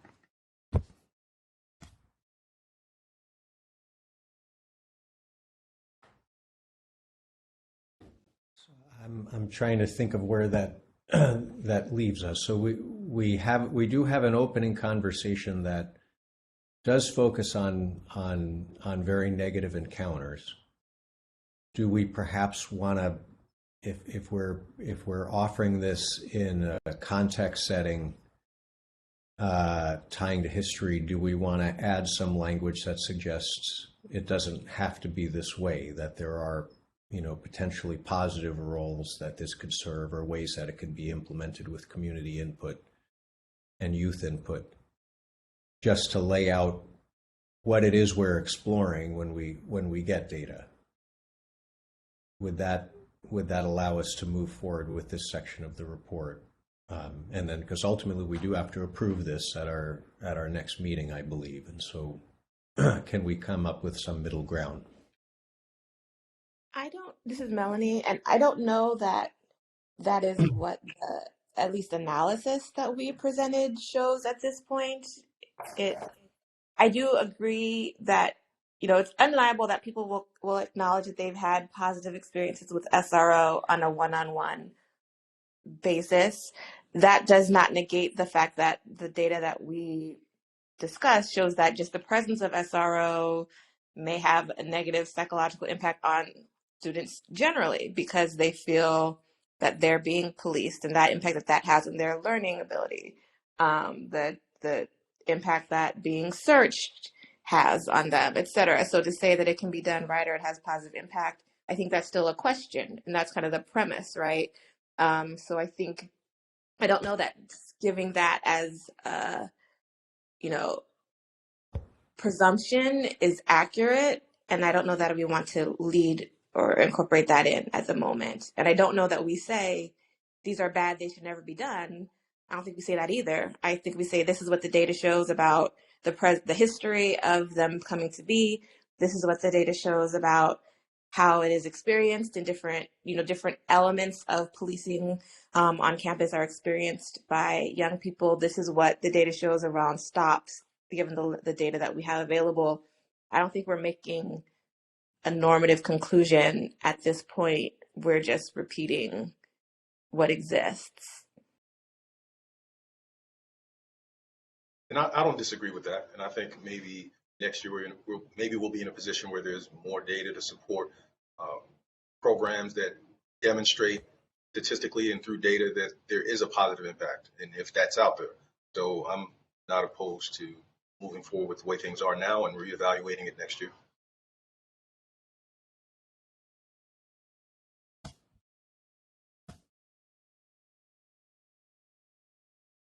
Okay. Are there any other comments on this particular point?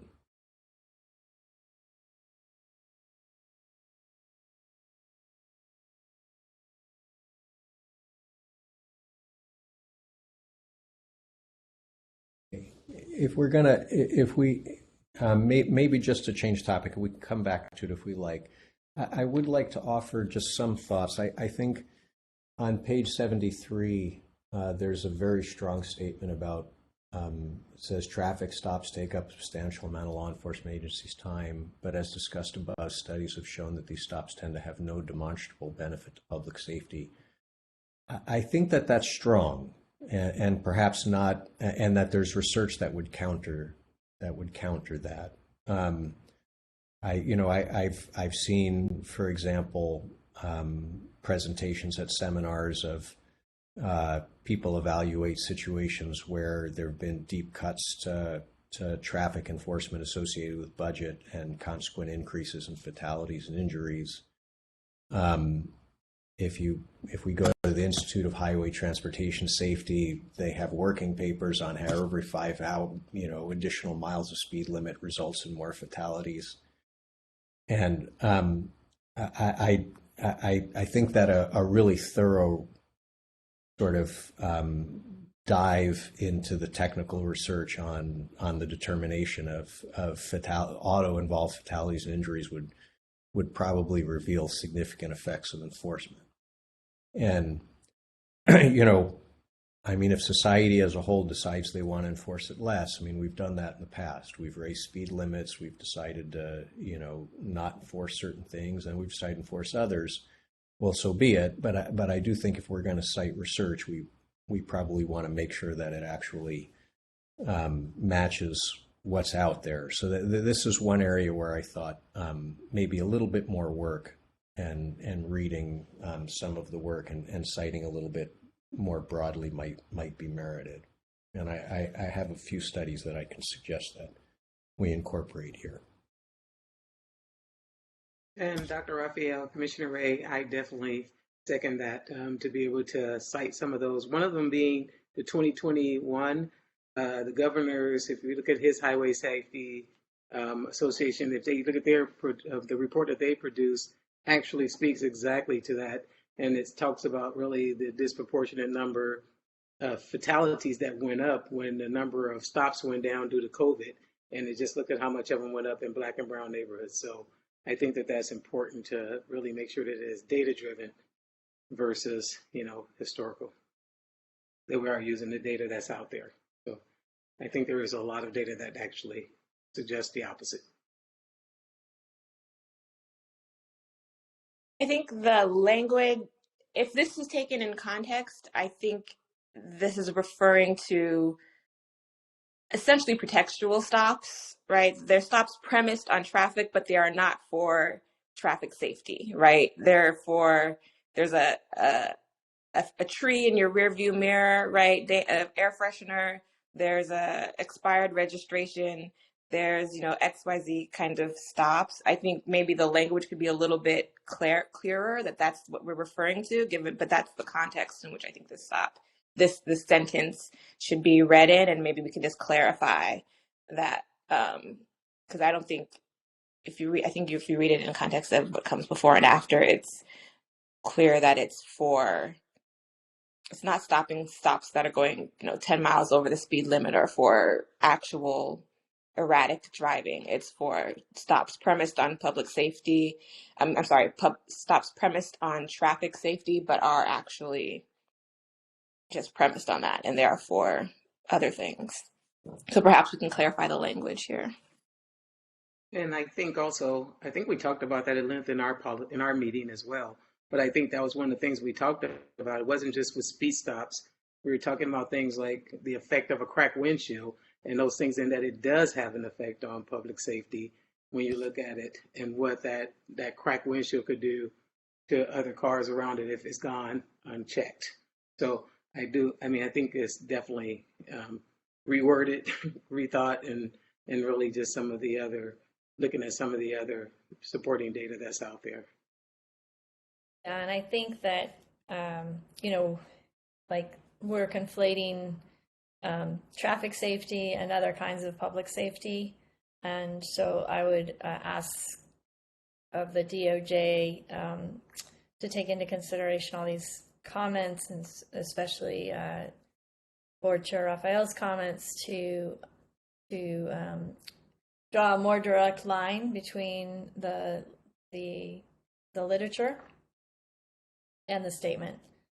Because if what you mean, and just looking at the sources, this may be what you mean. If what you mean is non-traffic related safety, then we should say so.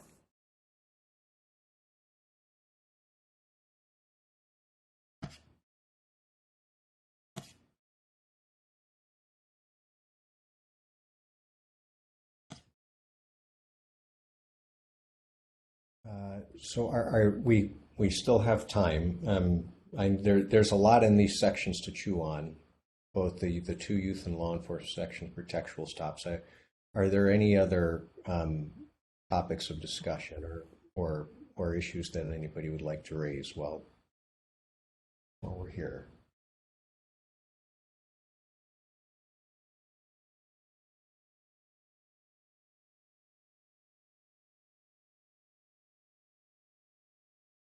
Okay, well, how about we move on to policies and accountability?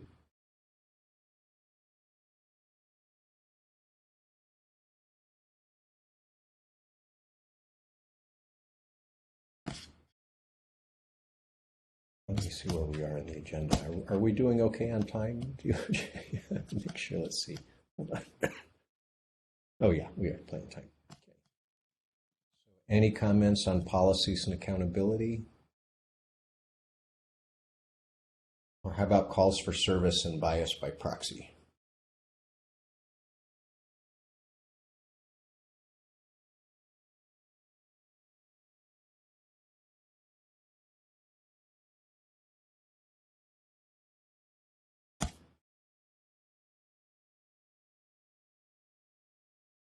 Okay, and the next section is post-training and recruitment. I mean, perhaps we do have some, I think we have some recommendations in this section, so do we want to hang out here for a bit?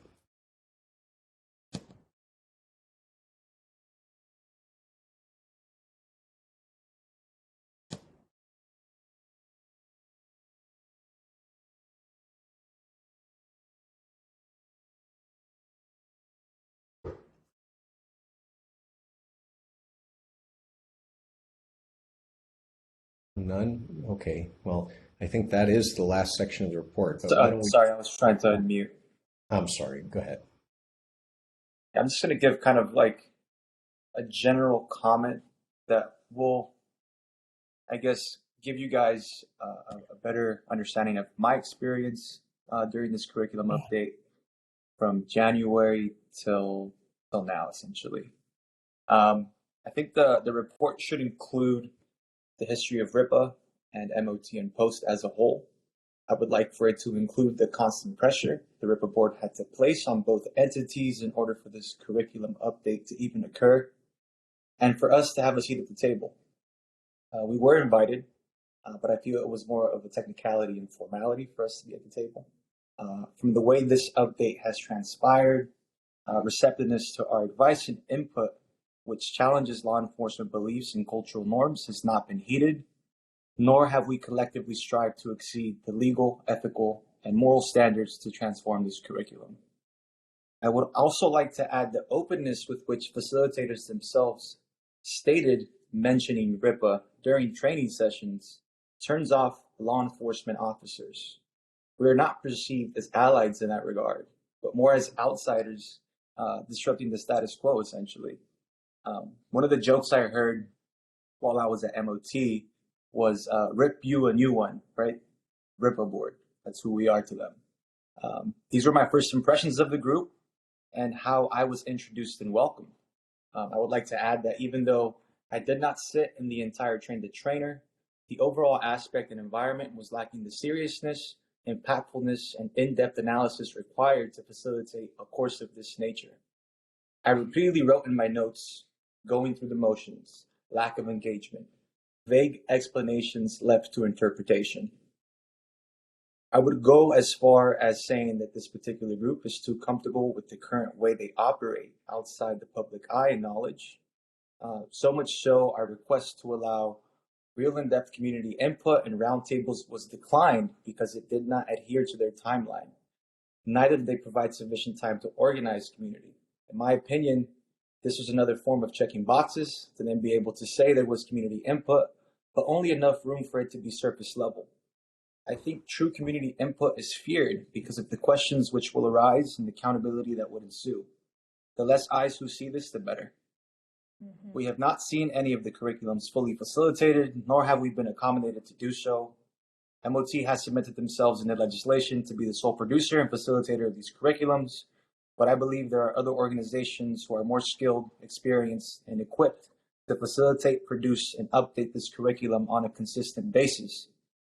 If they did not update it in 20 years, they should not hold the responsibility of carrying this curriculum forward. Their actions spoke louder than their words. I would like for more accountability on facilitation, higher training standards, higher education standards to hold this position, along with the inclusion of subject matter experts. Facilitation has been subpar, in my opinion, given what the data reflects, and continuously done in a manner which does not challenge the beliefs, biases, and perceptions law enforcement has on communities of color. Law enforcement officers share some of these sentiments with me in person. The timeline is and has been our biggest obstacle. Data collection on this curriculum has been minimal to non-existent. I have not seen anything significant in order to assess MOT's work for the past 2 decades. I believe underlying biases have been permeating this course since its inception. After all, it was created by law enforcement with the exception of a few community members handpicked to participate. Lastly, I cannot personally sign off or wholeheartedly say we did the best we could on this curriculum. We did not meet any of the expectations set forth as a group when we first convened. Neither did we exceed and set forth a robust interdisciplinary curriculum we set out to accomplish. MOT and the persons in charge of this update are responsible partly for this, and I think would like to add that it was post pressure to adhere to this unrealistic timeline that has got us here today. It still does not sit well with me that there were multiple instances in which MOT and post convened without us being present. Where is the transparency? Where is the inclusion? I would like to say pretext stops is not good policing. Policing is rooted in racism. The entire culture, structure, and beliefs of law enforcement this curriculum sits on is rotting from within, in my opinion. But for some reason, when we have these dialogues during the updates, our peers choose not to see it, acknowledge it, or change it. As far as I'm concerned, it is a form of self-preservation. I personally know how difficult it is to challenge everything I was taught, to uphold and believe in, or simply think it is not my problem because I did not create it. The dishes are dirty and no one wants to do them. The dishes being this curriculum. As a formerly incarcerated advocate, community organizer, and policy writer, it is an insult to our communities, the reason this board was created, and the people who have lost their lives because of racial and identity profiling, to put this curriculum back in circulation without every single aspect of it being examined, tested, and proven to be the best possible version it can be.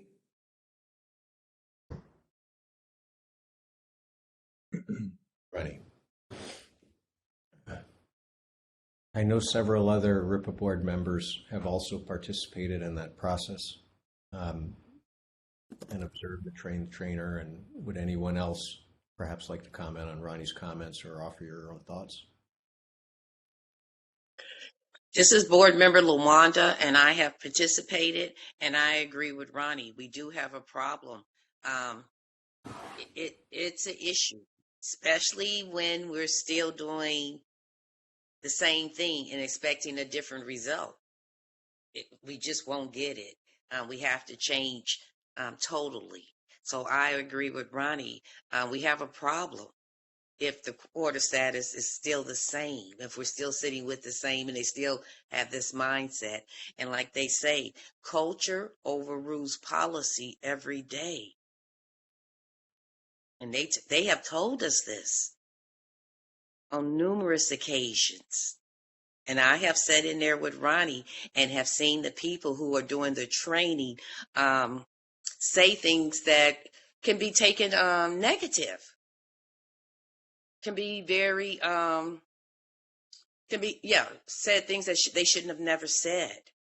So if they're doing the training and we as RIPA board members are hearing things and seeing things in the training that we know is inappropriate, coming from the trainers, I have to support Ronnie. We have a problem.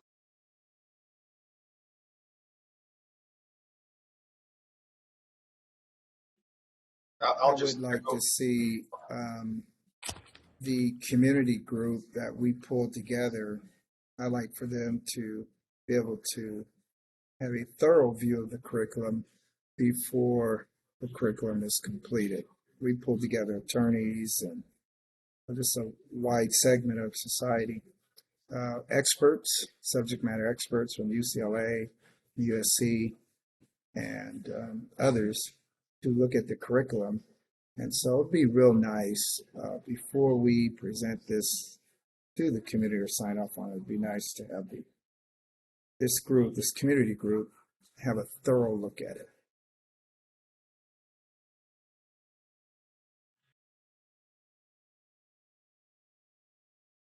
Awesome, Pastor Brian. You're absolutely right. But are they going to take in consideration what the group is saying?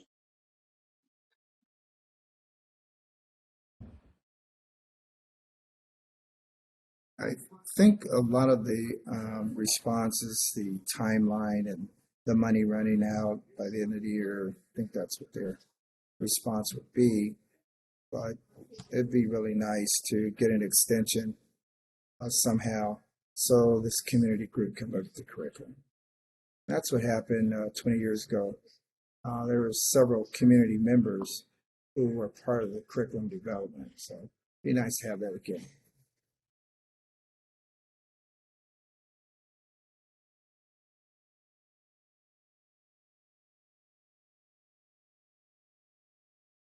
Okay. I trying to think, is there an action item for this section of the report? Do we want it to be written to reflect these comments about, this is the LD 42, right? Is this the section that, Ronnie, that you and Luanda and everyone sat in on? Maybe do we want to revise what we have? Or try to be more emphatic? Not sure if Post is willing to extend the time frame so that the community group can have a thorough look. I think that would be one of the recommendations if that can actually happen. The other thing is just putting some teeth into the updating process so we don't get stuck with another 20-year product. There are promises that curriculum will be reviewed and updated as needed, but putting some teeth into that, a required review and update would also help the process. I know this is a huge ship in a small harbor, and it takes time to change things this big, but we can put in place some meaningful changes because of the outcry of the community, and it's time for us to address the cries of the community.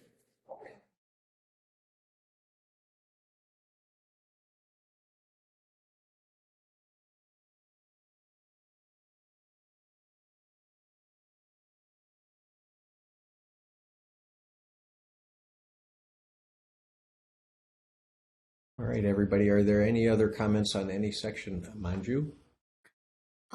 Yeah, I just wanted to agree with the last set of comments that were made by Ronnie, Luanda, and Pastor Kennedy, but also to ask a clarifying question. I apologize. I am unable to find the section or references to the Museum of Tolerance training, and so if somebody could direct me to those, and also a bit of additional information as to how they came into being to do trainings and what trainings they specifically do, and their authority for doing those trainings.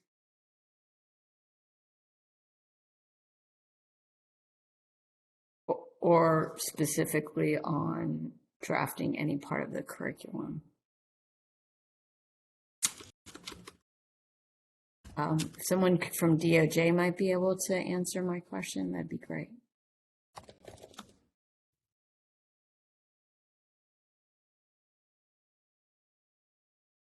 Hi there, good afternoon. So the MOT post section can be located on page 227 of your meeting packet. And it goes through some of the budget as well as some recommendations for changes as well in that content. And I'm sorry, I'm skimming through this really quickly because my page numbers don't match my draft numbers here. And so it concludes on page 233.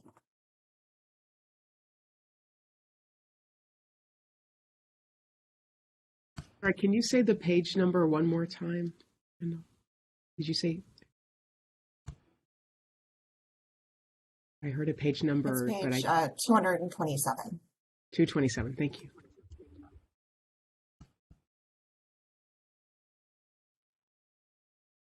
Thank you, Kendall. I guess I do not see the reference. Apologies if I'm missing it, to the Museum of, oh, here it is. Okay. And do you have any background on how that came about and why and how they were chosen specifically?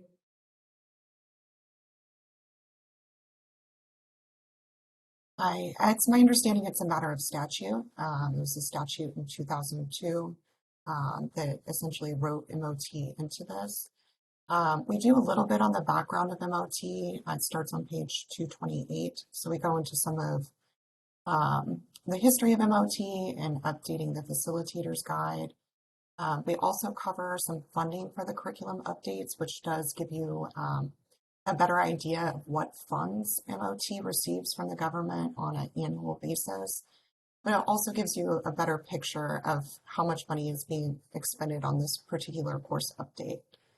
And then on page 229, going through the end of the section, we do go through a number of the board members' comments and observations during the course update. I hope that answers your question. Thank you. It does. And I guess I just want to second again Ronnie's comments and just add to that, while I appreciate the expertise that the Museum of Tolerance brings, I do find it concerning that we don't have any organizations that represent communities of color and in the drafting or the training specifically of the content. And so I would certainly be interested. I would encourage in future reports to consider that moving forward. That's my comment.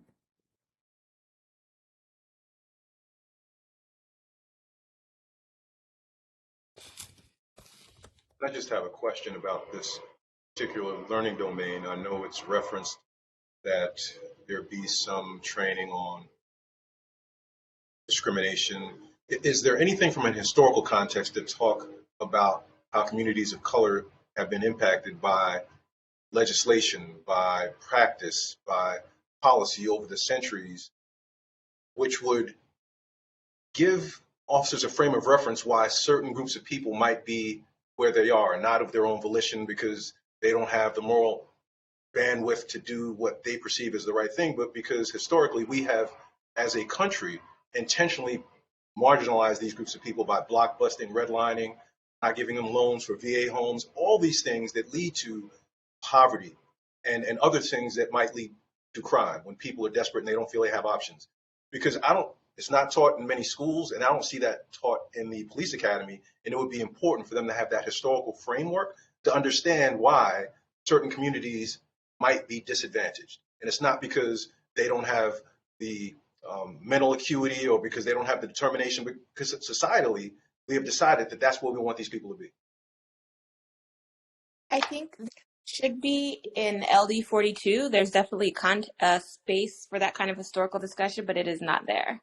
I think that was one of the things that we raised as a concern, and I'm happy to, given your comments, to underscore it further, to add some edits to underscore that the absence of that kind of discussion further. But yes, there's a kind of vague reference to the historical context without more specifically articulating the types of processes that you just mentioned. Thank you. I just really quick want to comment on that as well.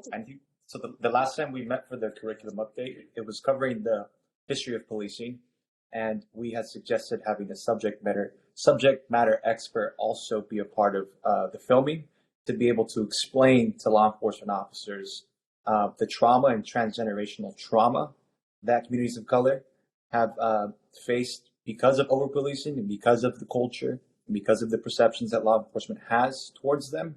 Unfortunately, due to such a short notice, we weren't able to get a community member to commit to coming to the filming. Yes, and this is Board Member LaWanda. It's been brought up, the history. It's very important. We keep saying it. If we don't bring it in, we're going to continue to make the same mistakes. And we have not been able to make this clear enough to everyone that it's extremely important that we talk about the history so maybe we can move ahead. But if we don't address it, we continue to stay in the past.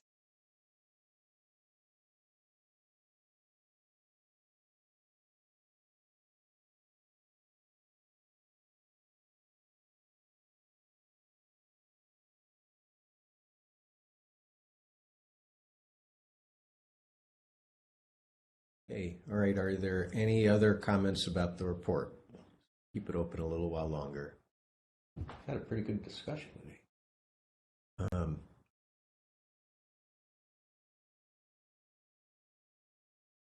Okay, all right. Maybe Going once. just to respond to kind of, I think the earlier question was how to amend the report to reflect some more of the concerns that Ronnie raised. I think at various points there's been a bit of a frustration of not knowing how our RIPA board engagement with things that POST is doing are actually being translated into any change in the curriculum. So I think maybe that could also maybe just a subsection that just relates to concerns about the RIPA POST relationship engagement, and trying to find ways to make that more productive. We appreciate being looped into these things, but if our comments and concerns are not, incorporated or responded to or taken seriously, then it's a losing effort.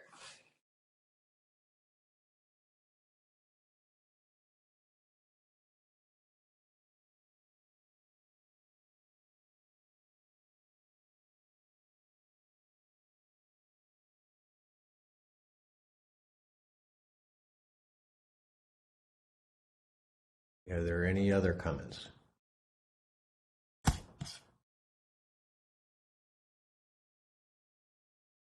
All right.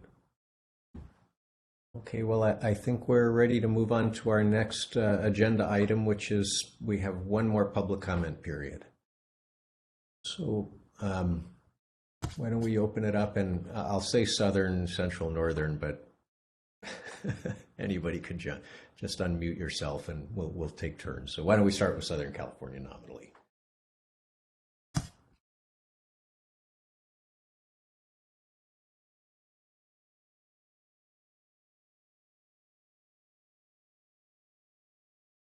How about Central California?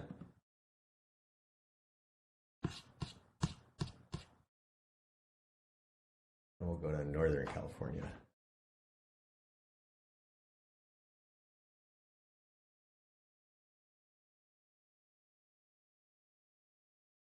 All right, I don't see any raised hands and no one speaking up. So let's going once, going twice.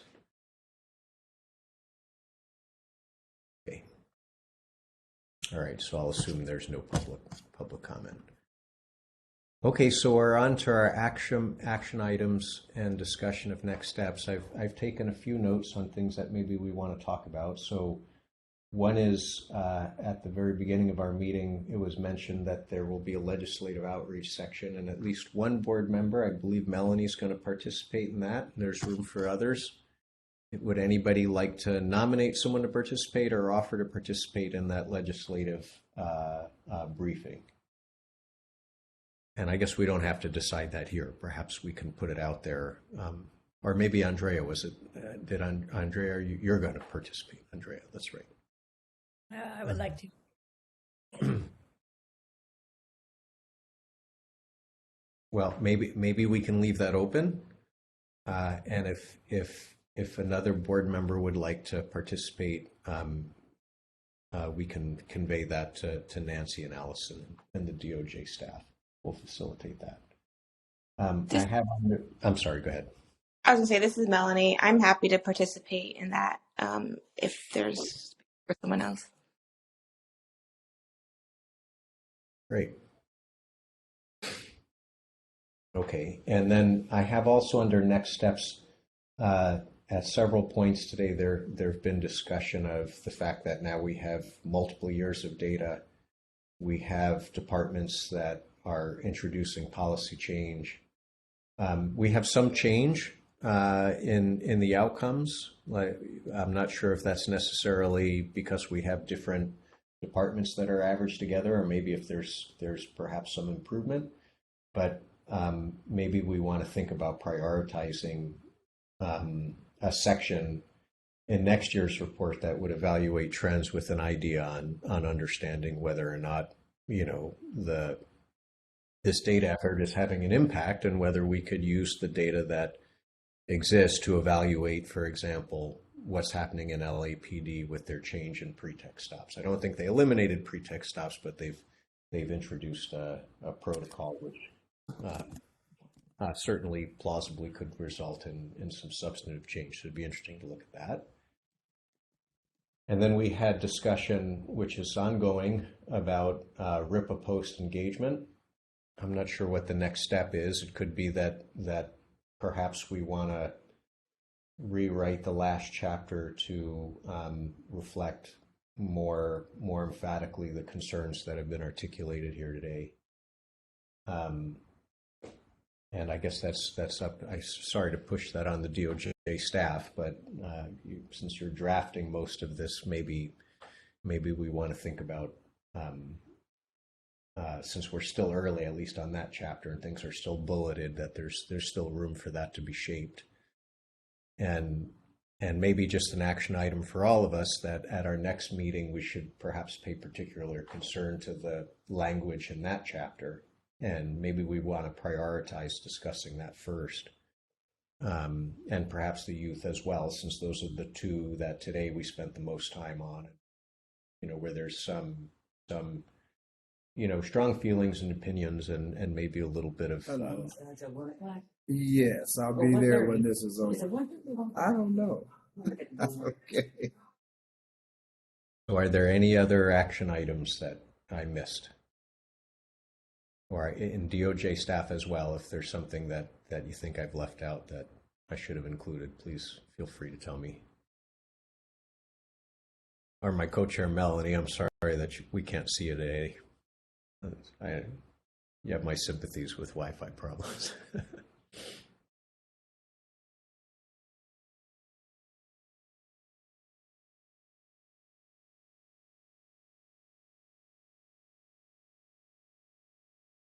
Okay, well, I think that's all we've got today, folks. I don't, Allison and Nancy, is there anything else we need to cover, or have I missed anything? No, I think you've covered it all, Steve. All right, everybody. Well, I guess if that's that, I guess. Sorry, Steve, could I just ask one quick question? Sure. It's a process question. What is the process then going forward for comments that have been made around some of, the suggested changes? Will DOJ be making those changes? Will they not? What can we expect to see in the next and final draft? Well, I probably should let DOJ respond, but I'm going to guess that the feedback today will be incorporated in the next draft, and then we get another crack at reviewing it.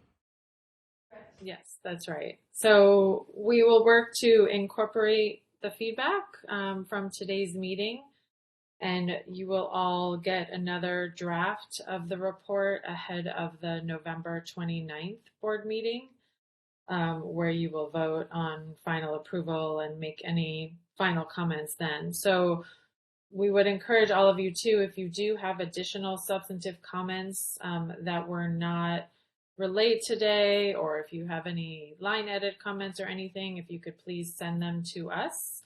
We're working to incorporate all of the changes in the next few weeks, so we can also work on putting together an executive summary for all of you and your review, as well as a quick fact sheet, similar to the quick facts that we have done in the past. So we'll be working on all of those in the next few weeks. And so please, if you do have any additional comments, if you could send them our way soon, we would appreciate it to make sure we have time to incorporate everything. Thank you, Allison. Appreciate it. And thanks so much for all this amazing work that you all have done in putting together this really fabulous report. We can collectively, thanks for that, Manju, thank the DOJ staff for all your hard work and writing and the analysis you've done. And we just can't express the depths of our appreciation for that. And thank you to the fellow board members for showing up ready to participate and the very thorough readouts of all the work that's been done between the board meetings and the members of public for coming today. We always appreciate our regulars who come and give us feedback, and it's very important. So thank you as well. I think with that, we're ready to adjourn. So everybody gets 26 minutes early. We're doing pretty good. All right. Hey, everyone. Have a good day. Thank you, everybody. Bye-bye. Thanks, everyone. Thank you, Steve.